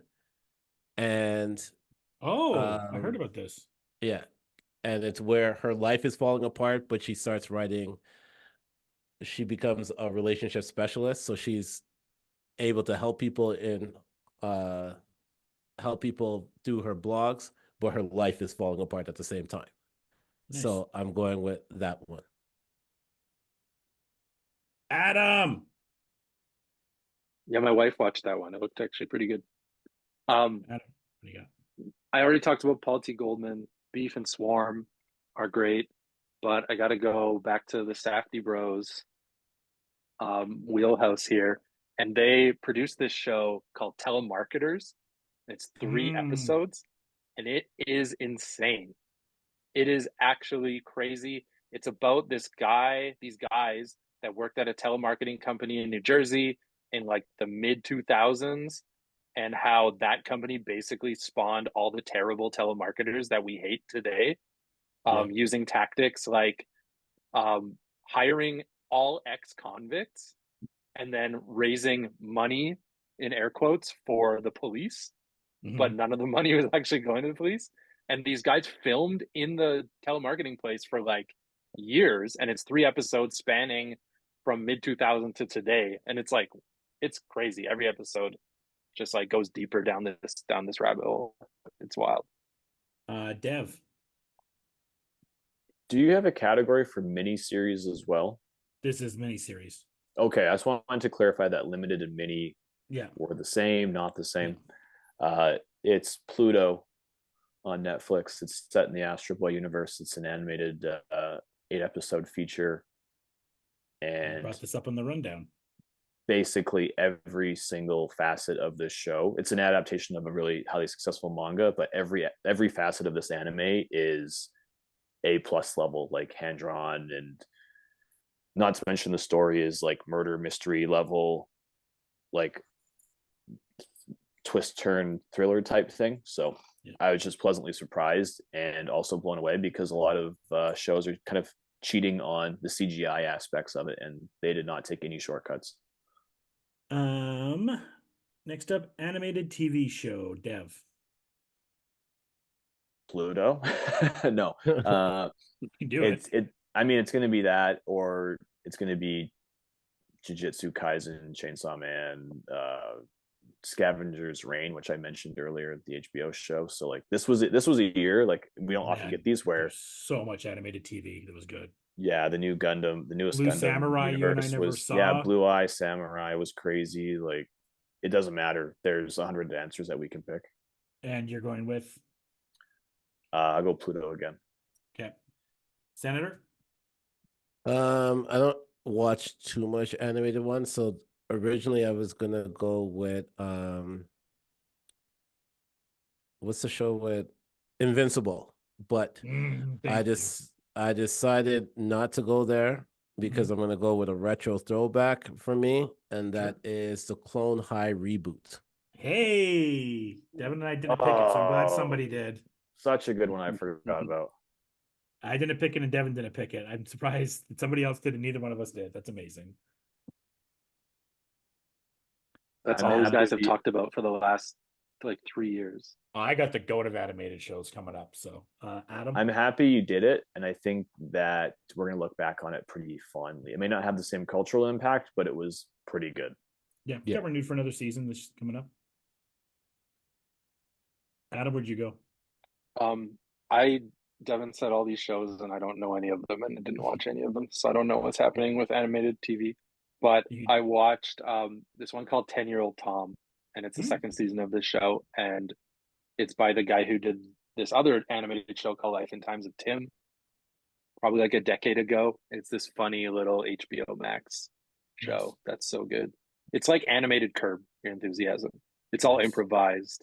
It's literally all improvised and then animated afterwards. And like crazy people are in it, like John Malkovich, like so many big names, Richard Kind. Yeah, it's good. There is a lot of good animated TV. Devin mentioned a bunch of them. I'd also just, before I do mine, I want to give a shout to My Adventures with Superman, which had no right to be as good as it did, and was like one of the best Superman anything I've seen in like a decade. Being a big Superman fan, it was great. Harley Quinn was great this season, but there's one animated show. It might even be my best TV show this year, to be honest. It stands above everything, and it's Bluey. I Bluey knew is it. the goat. Bluey is amazing. I have to, before, whenever I have my nieces and nephews come over, I don't want to watch anything else other than Bluey. I've watched maybe only 4 or 5 episodes of Bluey, and I could spend the next 10 hours breaking down those episodes with you. Bluey episodes stick with you. They stick to your soul. Like, they're only 12 minutes or so, like the same level like a Robot Chicken episode would be, but they stick to you. They are really fun for the kids, but for adults, they get you sad, they get you emotional, they make you laugh. They stick to you. Bluey is my animated TV show of the year. It's good. I was not expecting anything different, Silence. to tell you the truth. Silence. Like, and then best animated movie, for me, it's Spider-Verse. Lord and Miller did it again. You want to talk about people that don't take misses? It's Lord and Miller. They don't take any misses at all. And the animation in this is the definition of perfection. There's so many different color palettes of animation. The stuff in Gwen's world, the stuff in India, the Spider-Punk stuff. I could go on and on and on. We do not have enough time, but this was the definition of an animated film because of the different animation that we've had in it. It was our highest rated podcast this year was the review that Devin and Joel and myself did. And, it had the first one, which was already good. And on top of the animation, it's just one of the best stories that you're going to get in a film this year. So I'm going with Spider-Verse for mine. Dev? God, it's like animated show. This year was pretty stacked. I really want to say Ninja Turtles. Because I was most surprised by it, but I'm going to be very conventional and say Boy and the Heron. The Heron, nice. Senator? I was originally going to say, because I didn't remember that Spider-Verse came out this year, so I was originally going to say Super Mario. Mario was good. But I have to go with the Spider-Verse. And Adam. I'm going to tie it up here, and I'm going to go with Dev, Boy and the Heron, for every reason we talked about earlier. I think coming into awards season now, it's going to be a race between those two. That's what it's going to be, especially for animated at the Oscars. It'll be Boy and the Heron, it'll be Spider-Verse. But again, as Dev mentioned, Shouts to Turtles, because Turtles shocked me how fun that was. That it was amazing. And a minor surprise too to Elemental, who was the little engine that could at the box office this year, and was actually, for Pixar, they hadn't really had a big hit in a while that was original, and I really enjoyed Elemental. Wish not so much. I liked it too, Best, and I had some friends with kids that wanted to go to a movie during the holiday break at Canyon yeah. Meadows, and they're like, "Oh, what's playing?" And they're like, "Oh, let's go see Elemental. It's for kids." I was like, "Great!" And then the day before, they were like, "The kids want to go see the new Grinch movie," and I was like, "Oh my God, that movie sucks so It's bad." so bad. So I've already seen it, and I went to it again, and it was terrible. I had to see the But I Grinch would have 3 gladly times. watched Elemental a second time. Best TV genre, I'll keep it short and sweet. For me, it's The Last of Us. Dev? I don't think I fully understand this category. So as I explained, this is like, so best sci-fi, action, science fiction, like fantasy, all that. When you say something is genre, it's like of a genre that's not like comedy document or comedy drama. Yeah. So it's Like like I sci-fi, said, I should have been more. horror, Next year, I'll make it action more clear. It's just is kind what of, genre Like, a okay, genre movie is, so Yeah. call or it a like, genre TV. we can call it like best niche show Sure, or maybe something that's like what I should that. do, yeah. Okay. Geez, that's a tough one. Scavenger's Reign, sci-fi. Okay. Senator.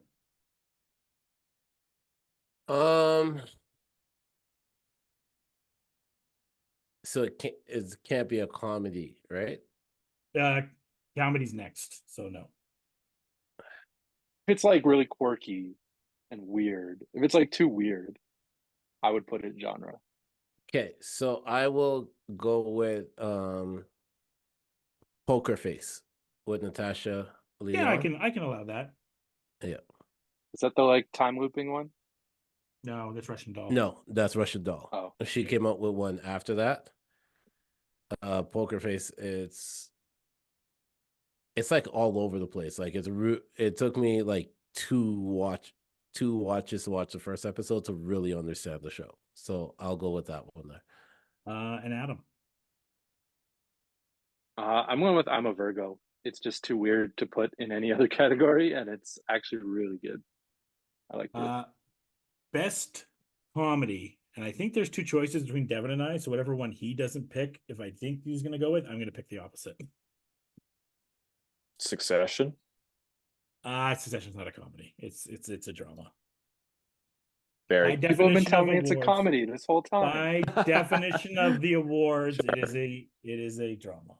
But No, that's okay. Yeah. I think it's Barry. Is that a comedy? Yeah. Yep. Okay. Any comment on it, or? I'm very satisfied with the ending. I'm very comfortable with the fact that it's an A tier show. At times went to S tier, settled into just a really high quality water cooler show if you were there in the moment. And maybe I'll rewatch it, but I feel confident not if I don't have to go back, and left me a lot of happy memories, more or less. So that was, I had 1A and 1B, so I'll go with the other one that I had was Ted Lasso. Its final season. A few ups and downs at times, but it left me very satisfied at the end of everything. And, whether it comes back for another season or it doesn't, much like Devin said with Barry, I felt satisfied with where all the characters went, and gave me that feeling that the past Ted Lasso seasons did. And the Amsterdam episode really stood out this year. That was a really strong episode, particularly. So I'll go with Ted Lasso. Senator? Sorry, really quickly, can I Yeah. change my cameo? Sure. It's Bill Burr as the podcast host in Barry. Yeah, it's that the one. aggressive podcast host. Yeah. Yeah. Okay. Senator? Well, because you chose Ted Lasso, and I will say that it probably had one of the best episode when it came to the racial stuff in a comedy series. They tackled it the best. but I'm gonna go with a different one. I don't know if you guys have had the chance to watch this, but it is Not Dead Yet with Gia Rodriguez, Yep. Hannah Simone, and I never remember her name, but I always remember her character, Dina from Superstore. Oh yeah. Yeah, so it did their first season. I really like the season, so that's gonna be my own. Nice. Adam? Actually, and Nice. and with Abbott Elementary. Sorry, Yeah. the split.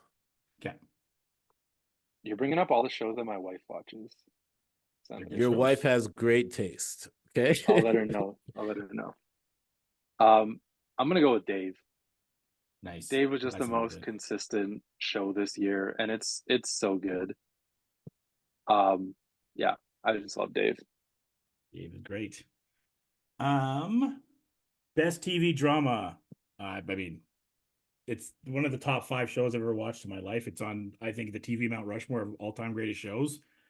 I think it could go in another 2 seasons, but Jesse Armstrong was ready to end it. It's Succession.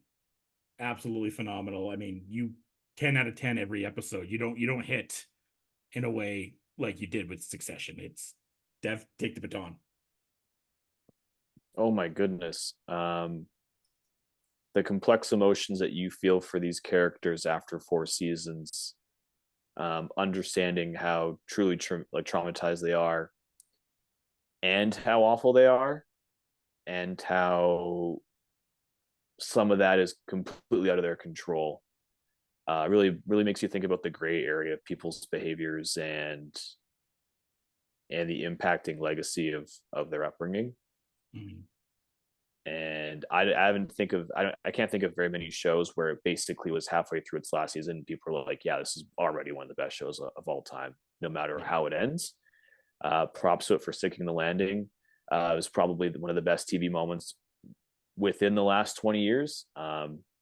So that way I can leave out the ending for Sopranos. And it's like eating Wagyu beef, man. Like every bite was better than the last. Yeah, there was the first show that pushed Mad Men out of my top spot that actually made me, because it didn't, but it was the closest any show has came to making me consider if Mad Men was the best show I've ever seen. It didn't. It came very close, like inches. It's the second best show I've ever seen, and it's, for most people, it's on the Mount Rushmore now. Senator? So I know people are gonna attack me for saying this, but I never watched Succession, Hey and the man, reason you and why Adam, is, you're buddies. and No, for I me, watched it. I just didn't like Okay, it. fair enough. yeah, for me, Haven't I seen have it. this thing where everybody, when there's a show where everybody says it's like the greatest show, I can't watch it at that time. So it's one where I gotta let time sit. It's Yeah. like how there's that reemergence of Suit that everyone started to watch it, but I've been watching. I watched the entire series when it was on. Right, Yeah. it was an underrated one. So I'm gonna go with a show. I don't know if you guys had the chance to watch it, but it is Accused, where I every heard about single it. episode was a different court case, and there was a Mm. different. It was filled with a lot of great actors in there.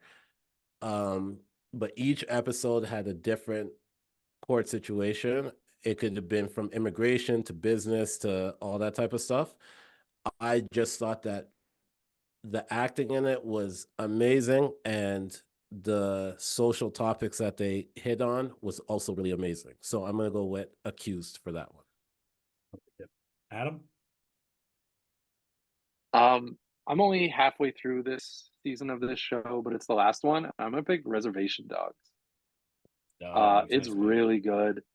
And Oh this man. last season is kind of like jumping all over the place and kind of having little like encapsulated episodes, and they're just so good. It's just such a unique show and great to show like an indigenous population in America, just something that you don't see very often. We see a lot of it in Canadian television and stuff, but Mhm. I really like it. Yeah. It's it ended really well, and it's a show that I hold very close to my heart, regardless. Like it's a phenomenal show regardless of the matter, but like I have like a very like emotional connection to it given what you go through watching it and going through with these characters. I unfortunately haven't seen it and hope to binge it soon. Next It's all up, there. streaming. It's all on Disney. It is streaming service. Again, I hate to admit it, but there was two for me. I think this was a rough year for streaming, very up and down. To me, there was only two contenders. It was Apple or Netflix. And just for the revenue and the amount of stuff they do, it may not just be for like the prestige. They don't have like a lot of prestige, but they put out content every week that continues a dialogue for people, and they brought up bigger shows that may not be for the mainstream. The people like that premiere show that you went to, Adam. You know how many people I've talked to that are casual people like, this is the best show ever, because that's the level that Netflix puts out for people to enjoy and watch. I don't watch a lot of these shows, but I gotta give it to Netflix. They were You're the best talking shows. My Life with the Walter Boys? You know how many people I know love that show, and how long it Already was booked on season number. 2. Already booked for season 2. Yeah, and that was on number one in Netflix forever. And I watched like 5 minutes with my mom, like, this is terrible, but people love it. So, whatever. It was, I want to say the one really funny, we should talk about this way more than it is, but when they're in the airport, that's obviously the Jubilee, which is hilarious. Yeah. Yeah. Yeah, it's the Jubilee like lobby that they Yeah. show as the Colorado airport. Yeah. And they just have like the carts, the like airport carts. Yeah, it's silly. So I can't believe I've been a big component. Devan knows here. Never put it Netflix number one, but I got to bet it Netflix won the year. Senator. This is kind of hard for me because I don't subscribe to any streaming service. So Pirate Bay. I don't subscribe to Pirate Bay either. Okay. I have my ways. Sure. You're not gonna give your secrets away. If I gotta, you guys know, if you guys ask me for it, Adam will tell you. If you ask me for something, I got you, right? Yeah. I'm gonna go with Apple TV, just because I think that with the Ted Lasso ending, like I said, the Ted Lasso last season to me was more ups and down, and the morning show to me was and our jam hijacked, right? Yeah. So I had to get something of that in here. I wasn't gonna find it. I need to get something for hijacked in here. If I got to look at like those three shows, I don't really know, because Netflix didn't have the best reality TV shows for me this year. Like it wasn't that year for them, and there really wasn't much that I actually tuned into that I would watch each week. You convinced me back. Like I'm going with Apple TV. So Apple TV. also had flip flop. Listen to this flip flopper over here. Apple also had the Seth Rogen show, which was really good. Platonic was really good. Platonic was good. And the Jason Segel and Harrison Ford show was really good as well. So Apple had a good year. Morning Show, I'm not putting as a good show. That show's shit, but it's a guilty pleasure. Definitely. I'm saying a show that I tuned into each week. Oh yeah, like I made sure that I was watching. I don't think Netflix had that for me. No, you're this right. year. Dev knows. Dev has to deal with my morning show reviews during the Oh, rundown. I've asked questions and I regret hearing the answer immediately. Wonderful. Dev, what's your streaming service of the year? Damn. So given our options in Canada, like if I had the option, FX alone would be the winner. So that's Disney Star then. I think by default. And Disney's had a rough year, but anything else on Star is like A+ material in my opinion. Yeah, I won't make it Disney. I'm making it Disney Star. Yeah. Adam? I initially had none on here because they were all pretty terrible. There was no service that was like putting out anything that I was really that interested in, to be honest. Yeah, HBO had a big dip consistently. After Succession.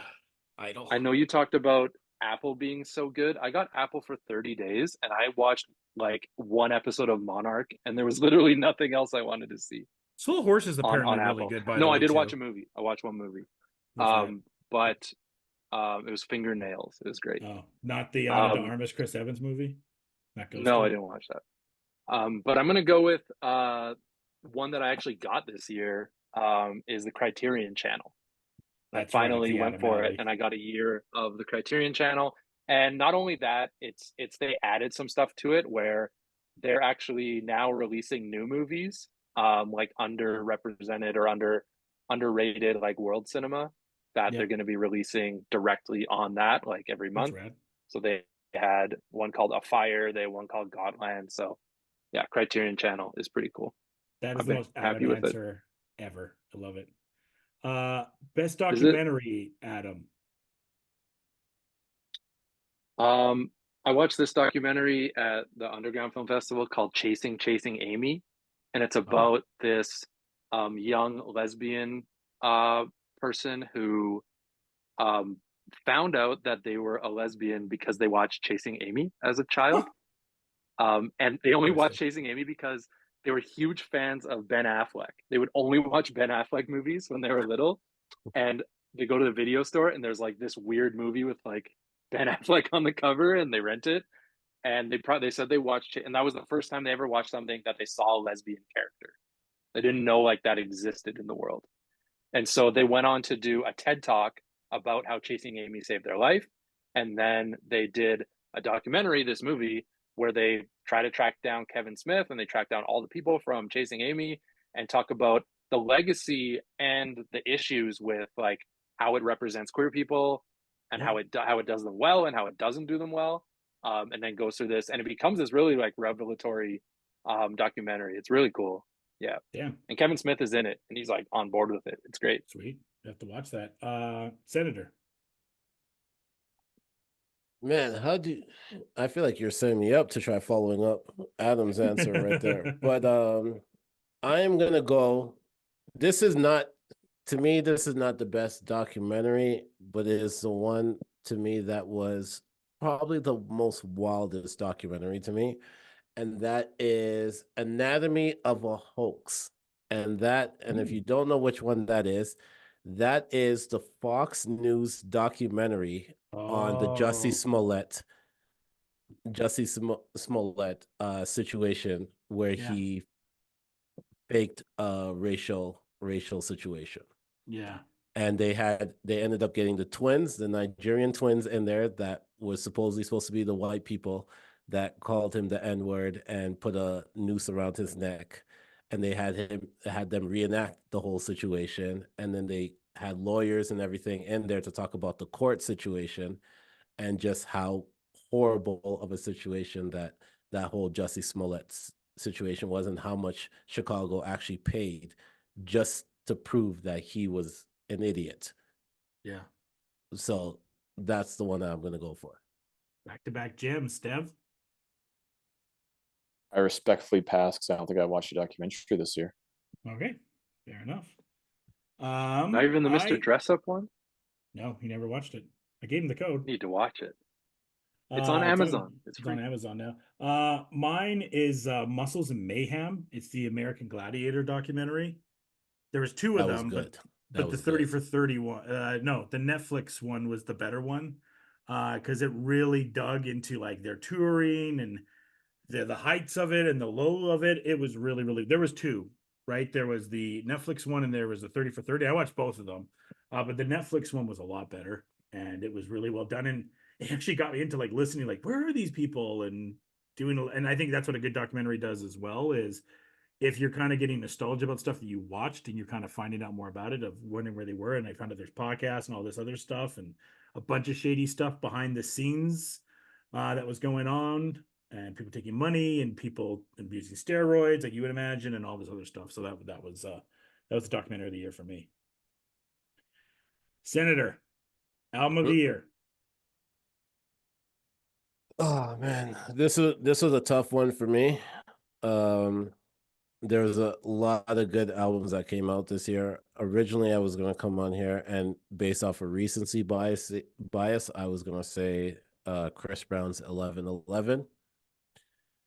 But I had to really stop and think about what all the albums that came out this year. And I am actually going to go with the Killer Michael album. I think that album was an amazing album. And I think with the whole him funding it himself and ended up paying $1 million more just for the production and tune because he wanted it to be his Magna Carta. You really heard that when you listened to that album. It was his best album in his career, and he's had some really good really good albums in his career. But I'm gonna go with the Killer Michael album. Yeah, you put me onto that, and it was really good. Dev?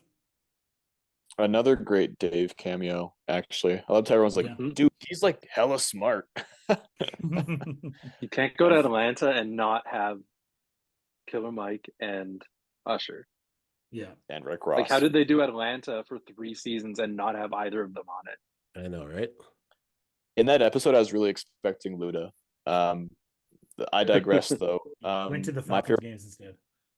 yeah, my favorite album of the year is by a band called Military Gun, and it's called Life Under the Gun. Kind of the reemergence of like, it's not screamo, it's not Alexis on Fire, but they're cousins, more or less. I like it. Adam? I'm with the Senator. I was talking about Michael, Killer Mike a lot. Mostly because he got like the only verse from Andre 3000 in like decades. So And then he went blue pretty happy with that. As people that listen to the rundown know, I kind of turned into Abe Simpson. Don't really listen to new music as much anymore. But there was one album that really stuck out to me, and that was Metro Boomin, the Spider-Verse soundtrack. That was just phenomenal. Just that I mean, that's one of the best albums of this year period already in the first place, but we don't have good enough soundtracks anymore. Like, I really do miss the day when we had good soundtracks and sound even more like Abe Simpson yelling at cloud, as Adam did the meme earlier.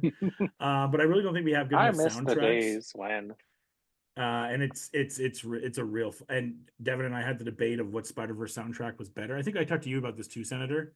You did. And man, the first one's got Sunflower, but this one just top to bottom. I think the Metro Boomin one is the better one. She was more consistent. Yeah. The one problem the only reason why I wouldn't put that as the album of the year was because I think Metro Boomin's actual album was better than the Spider-Verse one. Yeah. And that both came out this year, right? Yeah. So yeah. Artist of the year, and that's where I did go with Metro Boomin. I was gonna go with Morgan Wallen. I have briefly heard some of his stuff. I'm not a big country fan, but this guy just seemed to fucking be everywhere. Maybe it's because we're in Alberta. Maybe that's why. But he just seems to be like literally everywhere. But I did go with Metro Boomin for my artist of the year. Senator? There's a really sick Collie Park remix of Last Night by Morgan Wallen. I like that because it keeps me DJing the same way, but still be able to fit in some country music without it feeling like country music. So I like that. But for my male artist of the year, it was a tough one because originally I was going to go J. Cole because I think J. Cole just bodied everything that he was on this year. Specifically the Drake album. Oh yeah, that was not even fair. But I'm honestly just gonna still stick with my thing of Usher because Usher did release a couple good singles this year. Plus, like I said, the residency was going crazy. Like there's nothing but videos about his residency. So I think this was a good year for him leading into what's going to be next year, which would be his album release and then a tour. So nice. I'm gonna go with Usher for this one. Dev? Andre 3000. I love it. No, and I mean this like fairly sincerely for an individual who we thought we knew so well. For him to basically be the artist he always was, but just subverting expectations and us following along with him. Now, whether or not you like the album's up to you, but this guy's always been an artist. And he did what artists do, which is change who they are. He did that. And I have nothing but respect for a guy like that who knows exactly where he is in life. And the funny thing to you, Devin, just to add to that point, is that a lot of people don't know that he did a lot of flute work on a lot of hip hop albums. Then when this came out, that's when people started to recognize that he actually does do this. He played flute on the Everything Everywhere All at Once soundtrack too. Yep. Adam? I went with an artist that I was just seeing everywhere too, and it's Larry June. Larry June had like a big year in rap, and he was in everything. and I just love his ad lib, like hey. It's great. And like every time I hear that on a song, like I'm excited to hear it. So Larry June. We're He had a getting near the really good. He had a really good year. I think he put He out had a couple albums, I think, too. Yeah, A couple he had collab albums. one with Alchemist that was really Yeah. good. Yeah. Yeah, I'm in now.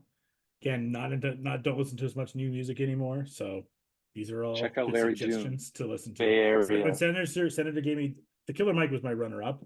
So I'm always up to listen to new stuff. Actually, my male artist of the year, I'm changing it. It's the Senator for DJing and putting these sick mixes that you can find everywhere. I appreciate everyone that listened to that Just Dance one, because I think a lot of people thought that the Just Dance mix was going to be like top 40 type stuff, but it was It like wasn't. old school It was good. hip hop club bangers. Yeah. So if you haven't had a chance to check that out, soundcloud.com/the Senator. And I would think this would be a swift or a sweep, whatever you want to say, but go with whatever answer you want. My female artist of the year is Taylor Swift. I don't think I need to go into all the reasons why, Dev. If you're a football fan, maybe Yoko Swifto. Yes, that's the correct answer. Yeah. Although, can I say one thing really quickly? Of course. Not the artist of the year, but deserves an immense amount of recognition is Tracy Chapman after the country cover of Fast Cars, then her being nominated in the Songwriter Hall of Fame for that 30 years basically after it had come out. First Black woman to do so. About damn time. Hell yeah. Senator. I know Taylor Swift is supposed to be the answer, but I am honorable mention to Missy Elliott for making it into the Rock and Roll Hall of Fame. That to me, I think that is well deserved. But Yeah. I would not be me, and I will not refuse. I refuse to get canceled on Fresh Take Network or anywhere else that I record podcasts if I did not say Beyonce for putting out a house album, going on tour, pretty much competing on the same level that Taylor Swift was as an older woman, and also I think she had hip surgery and still was performing like crazy like she was. So I'm going to go with Beyonce for that one. It's Beehive. Swifties versus Beehive. Or are you going to go against the grind, Adam? Yeah, neither of these were even remotely on my list. I'm not into either of them. I actually was thinking about, but it was more recency bias. And when I was listening to a lot of at the end of the year was Sexy Red. She was awesome this year. But I'm gonna go. You might be at WrestleMania. I'm gonna go with but I'm not gonna pick Sexy Red, and I'm gonna pick Ice Spice. Ice Spice had it's a good pick. The best year. And just for that one verse on Boys Alive Part 2, and that alone makes it Artist of the Year. Biggest music story, again, I'm going to be boring. It was Taylor Swift. The movie, the concert, NFL, it was Taylor Swift. Dev? Agree. Yeah. Adam? I thought about Tory Lanez being the biggest story of the year, but I'm going to do Andre 3000. His biggest story of the year. Yeah. The comeback. The Killer Mike interview after his album drops, and he's like, yeah, Andre 3000's got a new album coming out. And then like the internet like exploded, and then it was like, oh, I was just kidding. And then it was like, oh. And then like months later, it's like, actually he does have an album coming out. And it's like, oh, but it's just Ocarina songs from Legend of Zelda. Amazing. And everybody's like, okay. But yeah, Andre 3000 was the man this year. And he's in this great film called Showing Up. Yeah. Nice. He acted in it. Senator, your biggest music story? I was going to go the Tory one too, but I am going to choose BG being released from prison after 12 years. So I'm going to go BG making a home and dropping an album with Gucci Mane. Nice. He had a couple big tracks this year too that he was on. Yep. That I was listening to a lot of. Next up is best video game performance. So this is like best acting or obviously voiceover in a video game performance. Adam. I always forget the guy's name, Christopher something. Yeah, Kratos. And he's the guy who does Kratos. And I know God of War didn't come out this year, but God of War DLC just It came sure out. did, for So free. I'm giving it to him. Dev. Yeah, that one really stands out to me, notably because of his speech at the Game Awards as well. Burning Call of Duty. Yeah, that's I think that's the easiest answer. Yeah. What's his name? Christopher Judge. Christopher Judge. But also importantly, him bowing out of any kind of God of War prequels for respect of the actor who played them in like the PS2, PS3 era. Yeah. Mine was Laurie Rethenroll, who played Spider-Man / Peter Parker in Spider-Man 2, who was unbelievable and one of the better Peter Parker. Probably my favorite Peter Parker for a voiceover since the Fox Spider-Man. And maybe had surpassed him. I don't think anyone, as far as a voiceover for Peter Parker, had gotten to the level that guy got to, but he might be him. And then Josh Keaton, who played it in Spectacular Spider-Man, is pretty high as well for me. But I'll go with Yuri. Senator? I didn't play much video games, so I would say I was going to skip this one, but I'm just going to go with the person who played himself, and that is John Cena. There you go. In WWE 2K. Yeah. Best game of the year. Senator, I'll let you go first. I only play a few games, so as much as I hate this game, and as much as it frustrates me to the fullest when I play this game, 2K. NBA 2K. NBA 2K. Adam. Yeah, I didn't play a lot of newer games this year because my PlayStation was fried. But when I did get my PlayStation back, I got the PlayStation Network back, and there was a free game that came out that month, and I downloaded it on a whim, and I've been playing it like crazy, and it's Power Washer Simulator. Nice. And it is actually so amazing. Like I probably put in like 30 hours in this game. It's in the PSN. Like, no joke. It's on PSN Plus, I believe, isn't it? Yeah, that's why I got it, because it was free I gotta do this PS now. Plus. And it's literally just a first-person shooter where there's a dirty ass thing in front of you and you have to clean it. And there's no time limit. There's no there's you get money when you finish something, and then you can buy better guns. But then you just change the nozzles, and you crouch down, and you So is it kind of like an around. Animal Crossing, Stardew Valley, relaxing type of game in a way? It's super real, and the sound is just it's a cozy game. It's so good. It's so good. I feel like that's the definition of an Adam pick. Yeah, I'm not gonna lie to you. That's one of my favorite picks so far. Dev, where are you going with game of the year? You got to give the people what they want. It's Baldur's Gate 3. Whether or not I'll ever play it, I mean, of course, the answer is probably no. But the fact that such a large game released and it just worked, yeah, and there was it was a news story that there was no controversy surrounding this game. Yeah, that is the game of the year for most people. I'm going to go off a game I played, but I think for most Matrix, what Baldur's Gate did, it was amazing.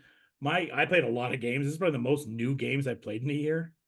And I've had some disappointing ones we'll get to maybe in worst of, but my game of the year is Super Mario Wonder.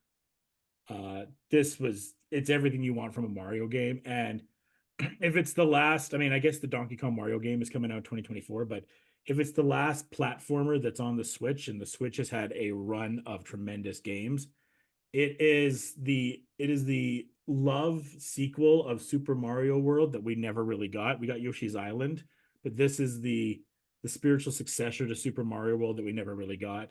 Adding the Wonder Flower added an entirely new thing to a Mario game, and the Bowser fight at the end is great. Everything about it is great. It's Mario at his finest, and if you have a partner or a friend or whoever, it's the co-op on it is absolutely fun as well. My only downfall with it is they added the elephant Mario, and it's just the best thing ever because you don't have any other power up. You just want Elephant Mario every single time. I do like the drill. The drill one's not bad. But Elephant Mario is just Oh, so Elephant much. Mario is the freaking best. Yeah. Best console of the year. I'll just go quick. I did PS5. Adam. I put Switch. I played a lot of Switch this year, mostly because my PlayStation was dead. Yeah. Dev. PS5 because I finally got one and I'm blown Yeah. away by. I'm blown away. Like I just played Astro's Playroom when I got it, first Oh, yeah. PS5 only game, and I'm blown away by what they've introduced in what you hold in your hands. I remember when Adam, when he first got his PS, and he's like, when I got mine, he's like, "You're gonna love Astro's Playroom." I'm like, really? And then you play Astro's Playroom, like, okay, this is amazing. Mhm. It's the greatest introduction game. It's like another Little Big Planet, basically. Yeah, It's like pretty a much. whole Little Big Planet entry. Senator. Of course, it's gonna be my PS5. I got it maybe like 3 months after it came out, and I refuse to Lucky. play anything else. So Biggest gaming story of the year. I'll go first in this. To me, there's a lot. I think, Devin, you talked about a lot of best of games. So I'm interested in your. Mine was the Microsoft and Blizzard, Activision, all that finally happening. And there was a lot of give and take of what could go for COD on PlayStation and a bunch of antitrust stuff. It was a whole mess, but it finally finished off. And it's one of the biggest mergers that we've seen in gaming history. Dev. My heart says GTA 6, but I feel like the rise of these incomplete games, as I mentioned earlier with the day before, Yeah. only it happened like 4 more times with the Gollum game, the King Kong game, Redfall. Like we've seen an uptick in the list of the worst games of all time is like basically being rewritten every other week right now. Yeah, you could say this was one of the best years in gaming and one of the worst years in gaming. Well, it's exactly what's happening to, or what happened to TV and movies with the advent of streaming. Yeah. Was we cut out basically all the mid-level shows and movies, or those $60 million movies, for example, or those shows that went for 3 or 4 seasons, and now you have to be $1 billion movie, or you have to spawn a franchise, or both. Yeah. Senator, what's your biggest gaming story? I'm gonna go with GTA 6. I Yeah, think someone had to do it's it. been it's just been rumored for too long, and finally got a trailer, like an actual trailer. So yeah, GTA 6. Adam? Yeah, that I already said it back when we were doing gaming moment. It's GTA 6. Yeah. I have like 2 series that I'll just blindly be excited for and get anything, and it's anything GTA and anything God of War. So I've never really played GTA ever. I played Red Dead, and I love Red Dead. And I was like, I don't even give a shit. I'm buying that GTA. It looks amazing. I think Dev, you're not a big GTA person, but even you're like, yeah, I'm probably gonna play that. in 3 generations of GTA 5. Yeah, So it's crazy. it's time. That is gonna have the biggest mass sales, I think, of any entertainment property ever within, I think, 48 hours. GTA 5 already holds that record. I see no reason why GTA 6 shouldn't. It's gonna break it fast. All right. Best movie fiction category. Adam. This is genre movie, right? So Genre like movie, outside yes. of the realm. I already Yeah. talked about Fingernails a little bit. It's really awesome on Apple Plus. But I'd be remiss if I didn't mention my boy Nicolas Cage on this podcast. And Dream Scenario is so good. It's this super weird, like paranormal type story about a regular guy who starts showing up in everybody's dreams. And of course, it's Nicolas Cage. Yeah. And it's not perfect and has a few flaws, but I still really like for what it like really tried to hit. It's super fun. It's on my list when it comes to streaming. Senator. Honestly, to tell you the truth, I think that I'm gonna skip this one just because I did not really watch any movies this year. Okay, I'll go for Dev. I'll Mine go was Barbie. John Wick. You watch Barbie? Barbie, that's comedy. I didn't actually watch it. I literally just DJ'd What? right beside the movie theater. So I Only saw person. this. Yeah, You're the only Uh, person that didn't see Barbie. I know, right? Mine for this one is John Wick. Just, I mean, holy shit! It's really rare that you have a fourth movie in a movie series that could be the best of that. And I mean, when the Oscars come, obviously it's not going to be nominated for best movie, but I'm really interested for the cinematography and everything else that goes with it. I would be shocked if we walk away from the Oscars and say that John Wick is not an Oscar winning movie for some of the set pieces, costume design, and all that, because it all kind of came together so masterfully in this film. Dev? What did they do at the Oscars last year? Wasn't there like best fan moment? And they Yeah, had and people then vote and then on they had it. this It was like stupid Zack flash Snyder moment. movie one. Yeah, it was bad. Maybe they'll have that this year, and Maybe. my German nightclub scene can get some love. Yeah, but then they'll probably have like, yeah, something like a bad Marvel. Like, anyways, like the fucking Modoc probably wins it. Dev? Damn. I completely forgot John Wick 4 came out this year, but it did occupy a really big part of my life for about a month there. Aren't John Wick movies action movies? Therefore, they're kind of not genre movies. Well, genre is covering everything here. It's sci-fi, Sure. adventure, Okay. and action. Yeah. Okay. I'd say it's genre. Yeah. You mean not comedy, not drama, basically. Not comedy, not drama, not horror. Oh, No, horror's in that. horror is genre for sure. Okay. Horror, Okay. horror And it has also its own category. Yeah. Okay. Horror has its own comedy category for us. There's probably tons of instances I'm forgetting, but I'm going to go back to the North American premiere of an anime movie called Suzume, which was made by the guy who made Your Name. Mm. And that's like basically if Miyazaki is the Spielberg or the Walt Disney of anime, this guy is like the Scorsese, if you will. What's it called, Dev? Suzume. Suzume. I never got to see that one. I really wanted to. I like Your Name. Best comedy. I'll be quick. I want Barbie. Dev? Yeah, why not? Senator, you're gonna pass? I don't know if you guys consider this comedy, but I was dying of laughter the entire time while watching it.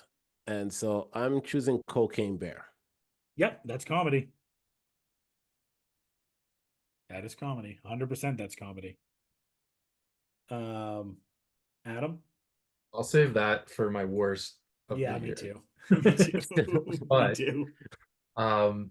yeah, Barbie doesn't get any love from me really on this awards, but I did really like it.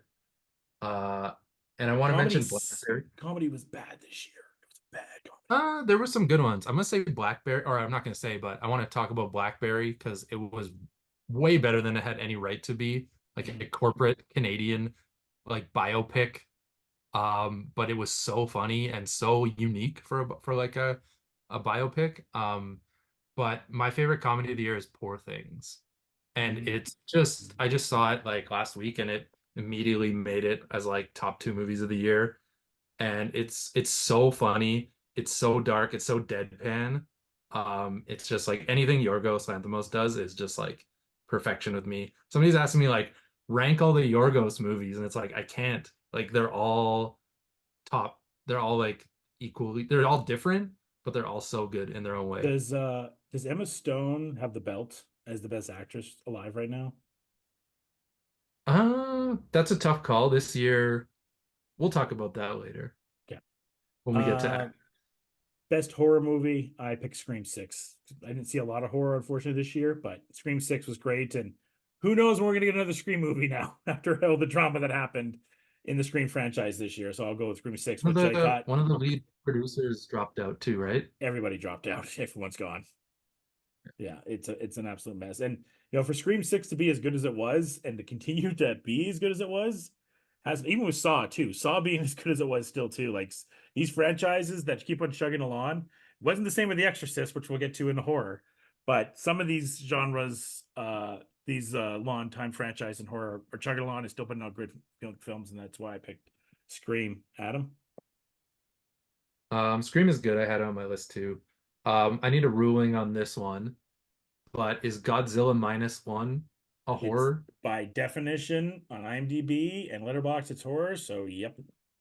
That's pretty weird to me, but I'm gonna go with it just because it was a really good movie and I want to include it somewhere in here.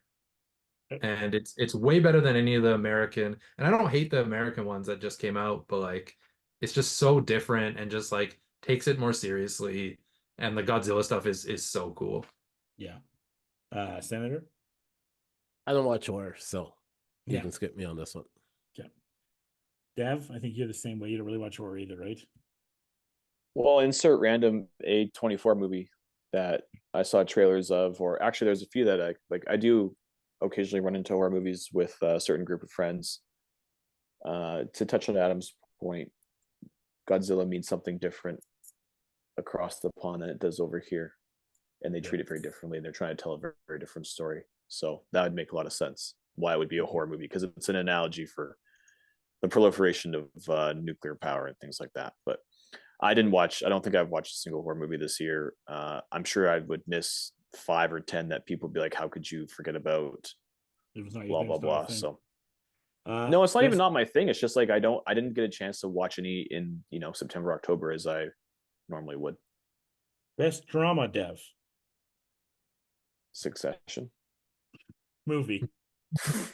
If I stitched the first 4 episodes of Succession together.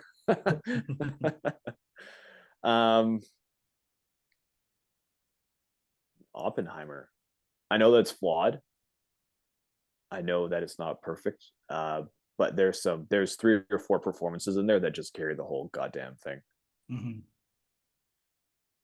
Senator. It was between 2 for me, so I'm gonna highlight one and then I'm gonna choose the other one. So the one that I'm gonna highlight is Creed 3. The one that I'm gonna choose is A Man Named Otto with Tom Hanks.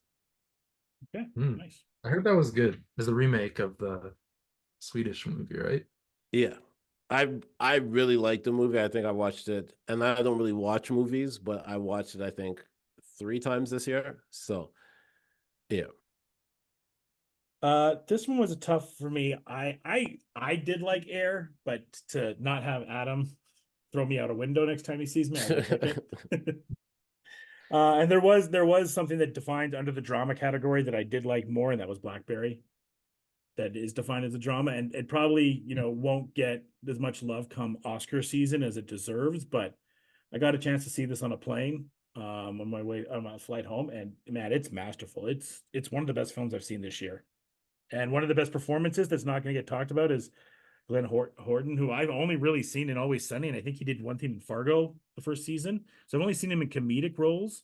So to have him amped up to 11, but in a serious role and be this much of an asshole and a different asshole than he is in Sunny, it's really good. And my boy from YouTube, Soo Young, made his live action debut in this movie as well. I have a story about Blackberry. I went to see it at the Chilliwack Film Festival and I got to meet the director. He was there too.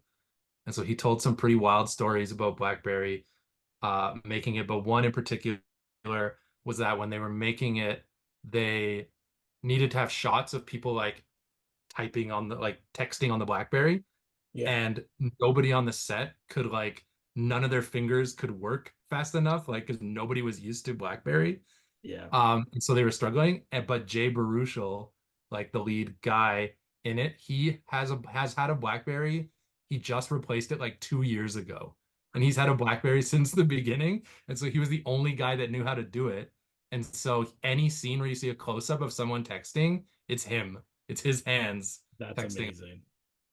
Yeah. That's why you it's get wild. these great pop-up video level things from Adam. Adam, your best drama.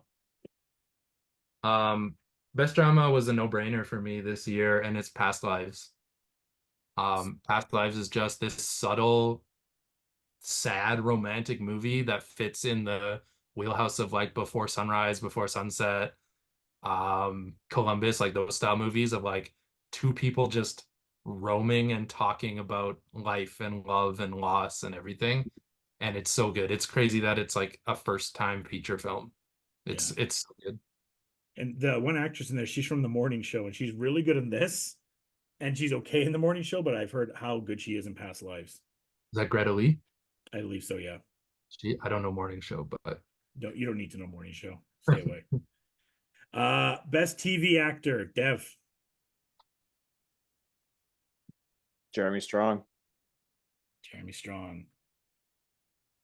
Good pick. Senator, best TV actor this year.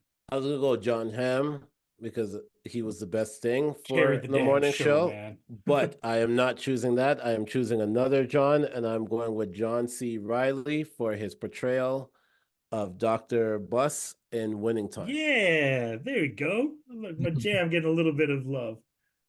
Biggest disaster of a cancellation this year. That Screw is you, an HBO. absolute fact. You should be ashamed of yourself, HBO. My best TV actor, Succession. I love it, but there was one performance that was above everything. Is Jeremy Allen White in The Bear. There's a lot, and there's cameos in The Bear we didn't pick either. Like there's a lot of it was between him and Cousin for male actor for TV this year, but I give it to Jeremy Allen White. He's absolutely tremendous, and I can't wait to see him in Iron Claw. Adam.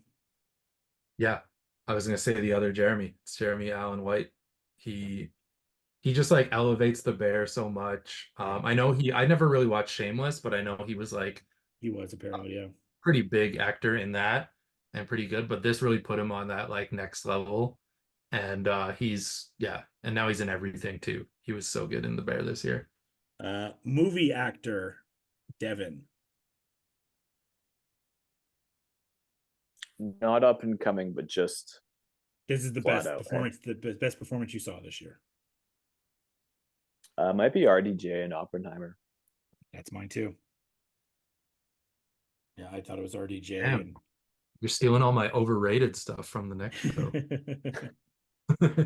Hey, my breadth is not as wide as yours, so I have to go with what everybody saw, which usually for you is overrated. I would just say, for RDJ, for us, we saw him so long as Iron Man kill that role, and even as me as a Marvel fan or as a superhero fan, we knew how good RDJ was as an actor, so it's nice to see him in a film like Oppenheimer again and get to show how good of an actor he is. So he got an opportunity to show again how good he is, not just as Iron Man, but as being the actor Robert Downey Jr. And that's why I had him in it for my best acting performance this year. Senator? Honestly, not gonna lie to you, I am going to choose Tom Hanks because I do like A Man Named Otto. But it was a very tough one because I had to choose between him and Jason Biggs for the classic movie, which is Best Christmas Ever. But I'm gonna go with Tom Hanks. Amazing. Adam? It's pretty funny that I'm gonna say this guy is a better actor than Robert Downey Jr., but it's Zac Efron. Zac Efron had the best performance this year. I've heard he He- was. He's in a movie where it has Harris Dickinson from Triangle of Sadness. I forget the dad, Jeremy Allen White, and they're all like MJF. seamless actors that like they don't have to try and they're amazing. And Zac Efron really has to try, but he does, and he like puts everything into it. His body transformation, his wrestling skills, everything, and it like holds that movie together because it's all about him, and he's great in it. Let me ask you this really quick, Adam. So Robert Patterson when he came out of Twilight, and it was like Robert Patterson, but then now he's oh shit, Robert Patterson's in that. I'm gonna watch it. Could this be that movie for Zac Efron? Maybe it might put him up there. But it is kind of like it's a very specific role, I Yeah. think, too. He really worked for. He's Carrie, right? Maybe he could have some more like it. But like Is he I Carrie don't know. Von Erich? He's Kevin. He's Kevin. Okay, who's Carrie is Jeremy. Okay. But yeah, it could be one that definitely puts him to that next level. I don't know if he can like carry it over because I don't know if he's actually that good of an actor, but he's that good of an actor here, is Yeah. what I'm saying. Shouts to Chavo then. Chavo brought it out of him. Put him through. We're getting down the stretch here. Movie actress, Adam. Yeah, this is where I'm going to talk about Emma Stone. Yeah. Because Emma This Stone is was my pick too. the best actress this year. Although, caveat, because I just watched Killers of the Flower Moon, and Lily Gladstone is definitely going to win the Oscar this year. And her performance should not be understated, and she's amazing. and she outacts Leo in every single scene, and she's so good Wow. in it. And Wow. that movie is a much more important and like a movie that everyone needs to see versus Poor Things. So when she wins, it's worth it. But Emma Stone in Poor Things just does everything, and she's like just so great in it. Like she's so funny in it. Everything she does in it is just fantastic. Yeah, I mean, I haven't seen Poor Things. I've seen enough clips of stuff, and just anything Emma Stone touches right now. I think she's the GOAT right now as far as lead actresses. Margot had a good year as well, and Barbie, she was great. But right now, I think Emma, anything she touches, she's the best part of the curse. It's not even fucking close. So I'm gonna go with Emma Stone as well. Dev, What I've heard, I think it's Gladstone, but I don't have a lot to back it up yet. you can go with Mm. it. I'm fine with it. Yeah. She runs that movie. She runs Killers of the Flower Moon. Like it's all And about her, and everything she's in is just like so strong. and Senator. You know what? You guys brought up some great Oh no, movies and stuff, but I am going to go with the one that held down the Christmas movie. don't do it. Heather Graham. Don't. No, I'm going with Tracy Ellis Ross. Hank, okay. Oh, Candy Cane Lane. oh my God. Yeah, I'm gonna go with Tracy Ellis Ross because she was the only reason why I kept watching that movie. So for me, I'm giving her my best actress because yeah, I would. I was ready to quit that movie 5 minutes in. Next up we go to TV actress Devan. Well, we already kind of mentioned her as breakout. It's Ao Adabiri. Yeah, it's mine too. She's just she Second though is Sarah Sarah Snook. Sarah Snook second for me as well. Yeah. Adam. I had Ali Wong here for a little bit. I thought Ali about Wong was third for me. Dominique Fishback from Swarm was like Mhm. amazing. But again, it's Emma Stone is winning all the awards for me. Yeah, man. In The She's good. She's Curse, the best part of the curse. she's not the best. Nobody's the best part. I keep thinking about that a lot. And I was not like this is everything I want in a show. It's Nathan It Fielder, is the most Adam show Safdie ever. Bros, it's A24, it's Emma Stone. And I didn't like the first episode or even the second episode. I was kind of like, okay, where's this going? But now I'm on like episode 8, and it's like, yeah, it's just so subtly funny. And Emma Stone is like, just like everything she does is hilarious and like just unhinged. It's I great. give her credit too because she could have just gone the rom-com route, and I thought maybe she would have for a bit. And she just makes these really interesting decisions, like you talked about, Mhm. with everything with Poor Things and with The Curse that just worked out for her and had made her be really good this year. So double to Emma Stone is not the wrong pick. Senator, best TV actress. I'm going with Quinta Brunson from Abbott's Nice. Elementary. I like it. Very good. We'll have to do Abbott's pod when Abbott comes back because I'm ready. I love me some Abbott's Elementary. Uh, so spoilers, TV show of the year, Devin. I think we're on the same page. Definitely. Yeah, Succession. Mm-hmm. Yeah, we said everything we can about it, so we can move on. Senator, your TV show of the year. TV show of the year. This is a tough one, but I am going to go. Originally, I was going to go NXT because it has the most dangerous parking lot and everything like that. We've talked about this on the wrestling pod, so I'm Yeah, going to go a different That's way. wrestling. Then. Yeah, I'm going to go a different way. So I'm going to go with the show that keeps me locked in all the time, the original series of Love Island. So Love Island UK. Love Island UK. I've never seen a show put on 63 episodes consecutively and people tune in for all of it. Oh my god. So yeah, Love Island UK. Amazing. Adam, For me, it was The Bear this year. that was my runner-up. We haven't really talked about it too much, but Well, I've given it the acting flowers. The whole season is great, but two episodes in particular on total opposite end of the spectrum is the Marcus episode when he goes to Denmark. Yep. It's like this amazing, like slow introspective episode that just like you get really in this guy's head about process and life. And then the Christmas episode is just like insane Dude, what anxiety. about Forks? You forgot about Forks. What was the Forks? The one with Cousin. by himself. Oh yeah. But I Yeah. like these two better. And the Christmas one is like you were Oh, talking Christmas about ones. how Cameos. Succession is so good Yeah. because it's like showing the trauma that these people have gone through and makes them the people they are today. That Yeah. episode did all of that in Oh, yeah. one episode. It just showed you everything you know about all these characters in like a pressure cooker, and it's so intense. It's so good. I had a major toothache and I was waiting to go to the dentist and I watched that episode and I think it added to the pain of that toothache because of the stress You're that grinding your episode teeth. gave me. Yeah, it was a fucking stressful episode.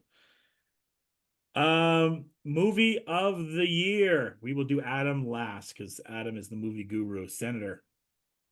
I'm gonna go with one for me that kind of just closed out the entire chapter, which I appreciated, which to me was also one of the best movies out of all of this genre that came out. So I'm going with Guardian of the Galaxy Volume 3. Really good movie. The best thing Marvel did this year. Yeah. But it's not even close after the way that What If finished. Is Kurt Russell in that? No, but he is in What If. Hmm. Unfortunately. Love Kurt Russell. Devin. Flash. Just kidding. Good joke. That'll be on our worst of show. I think Oppenheimer is going to win a lot of awards. Unironically, I apologize, Adam. Therefore, I think it's my safe gambling bet to be movie of the year. That's yours. Yeah. Okay. My movie of the year is Across the Spider-Verse. Nothing's moved me the way that movie did. I think we're in a year where, and I was listening to a discussion, I think it was on the Ringerverse podcast, but there will be serious consideration when the Oscars make their nominees of Boy and the Heron and Across the Spider-Verse to potentially be included in the 10 this year because of how amazing both films are. And I think there's been like 4 all-time animated movies put into that. Like Toy Story was there, Beauty and the Beast, Spirited Away in there. No. No, none of his movies have been in there. I think Up was maybe. Up was the other one, and Lion King. But they were saying like, hey, there's a really good movie here, but both Boy and the Heron and Across the Spider-Verse both are two of the, they could be in the top 5, top 3, top 10 for most people. They have a chance to go around, but everything Across the Spider-Verse, just everything hit. Story, music, style, voice acting. Like there's not a real blemish on that film to me, other than the people that were upset that they didn't know it was part 1 of part 2. That seems like the only thing that people really complained about was that, I didn't know the movie was in it. And the potential trans stuff. Yeah, but we welcome that and we support that here. So, But yeah. So yeah, Across the Spider-Verse is my movie of the year. Adam. Good picks, except for Oppenheimer. It's bad. I think you're right. I think you're right about everything, though, Dev. And that's exactly why I'm picking it. Like I know that my knowledge this year is really lacking, and I know that there are movies that I will eventually watch due to accessibility and time issues that will change my opinion. But when you try to think of how the Academy thinks, I think Oppenheimer wins a lot of it. Ryan Gosling wins Best Song. Boy and the Heron wins because it's a send off for Miyazaki. That's just we've seen these kinds of things time and time again. Yeah. So you're right. Yeah. By the way, Peach is getting robbed. Fuck you, Ryan Gosling. You ruined my dream of seeing Jack Black perform at the Oscars. That's bullshit. My favorite film of the year. Drum roll. Is what? The big deal. It's the one that people came for. I saw this one pretty late. I saw it like only a few months ago, but it came out in May, and it's Joaquin Phoenix's greatest movie of the year because he did a couple. But Beau is Afraid is just an amazing feat of a film in terms of what it like tries to accomplish and what it tries to talk about. And the first half of it is like like a crazy comedic horror that just like works so well. And it kind of falters a little bit in the second half, but it's really reaching and trying to do some introspective stuff about family traumas and like mother wounds and like all this stuff. And it's just so strong and something I know I'll definitely be thinking about 10 years down the road. And that's what gives things like Beau's Afraid, it gives them like a notch up for me, something I know I'm going to be thinking about for a long time. Amazing. So Beau is Afraid is my favorite movie. Well done. And then our final category is Story of the Year. I think this is pretty obvious. This might be the only one that gets a clean sweep. It's the strikes and shutting down everything. So that's my pick. Dev? Yeah, I found out that I'm very, very, very pro studios after these strikes. Oh, interesting. Interesting. Interesting take. We will deep down into that in a future How do rundown. those boots taste, Dev? Oh man, hey, I'm taken care of. AI's got my job. Adam? Yeah, same as the strikes. It's the ongoing thing because it's over, but it's not because we're still seeing like the remnants of movies getting delayed. Next year is going to be harder for us at SIF maybe to program some films because nothing was made for 6 months or so. Yeah. Nothing was being touched, so things are delayed even further down the road. So it's the biggest story. Senator, you gonna give us a sweep? I actually am not going to give you the sweep. To me, that was the second biggest story for me. Third biggest story, rest in peace, Matthew Perry. That was up there for me. But the top one for me is Donald Trump's indictments because that played a huge factor on him not being able to become president again for 2024 because they hasn't yet. Well, a few states says that you can't vote for him, and those are being the first one. Yeah, and that if more states follow suit with that, then he won't be able to have enough votes for it. So I'm going to go with the Donald Trump indictments because he was indicted twice in 2023. Yeah, it's a good one. So there you go. That is the best of pop culture for 2023 here at FTN.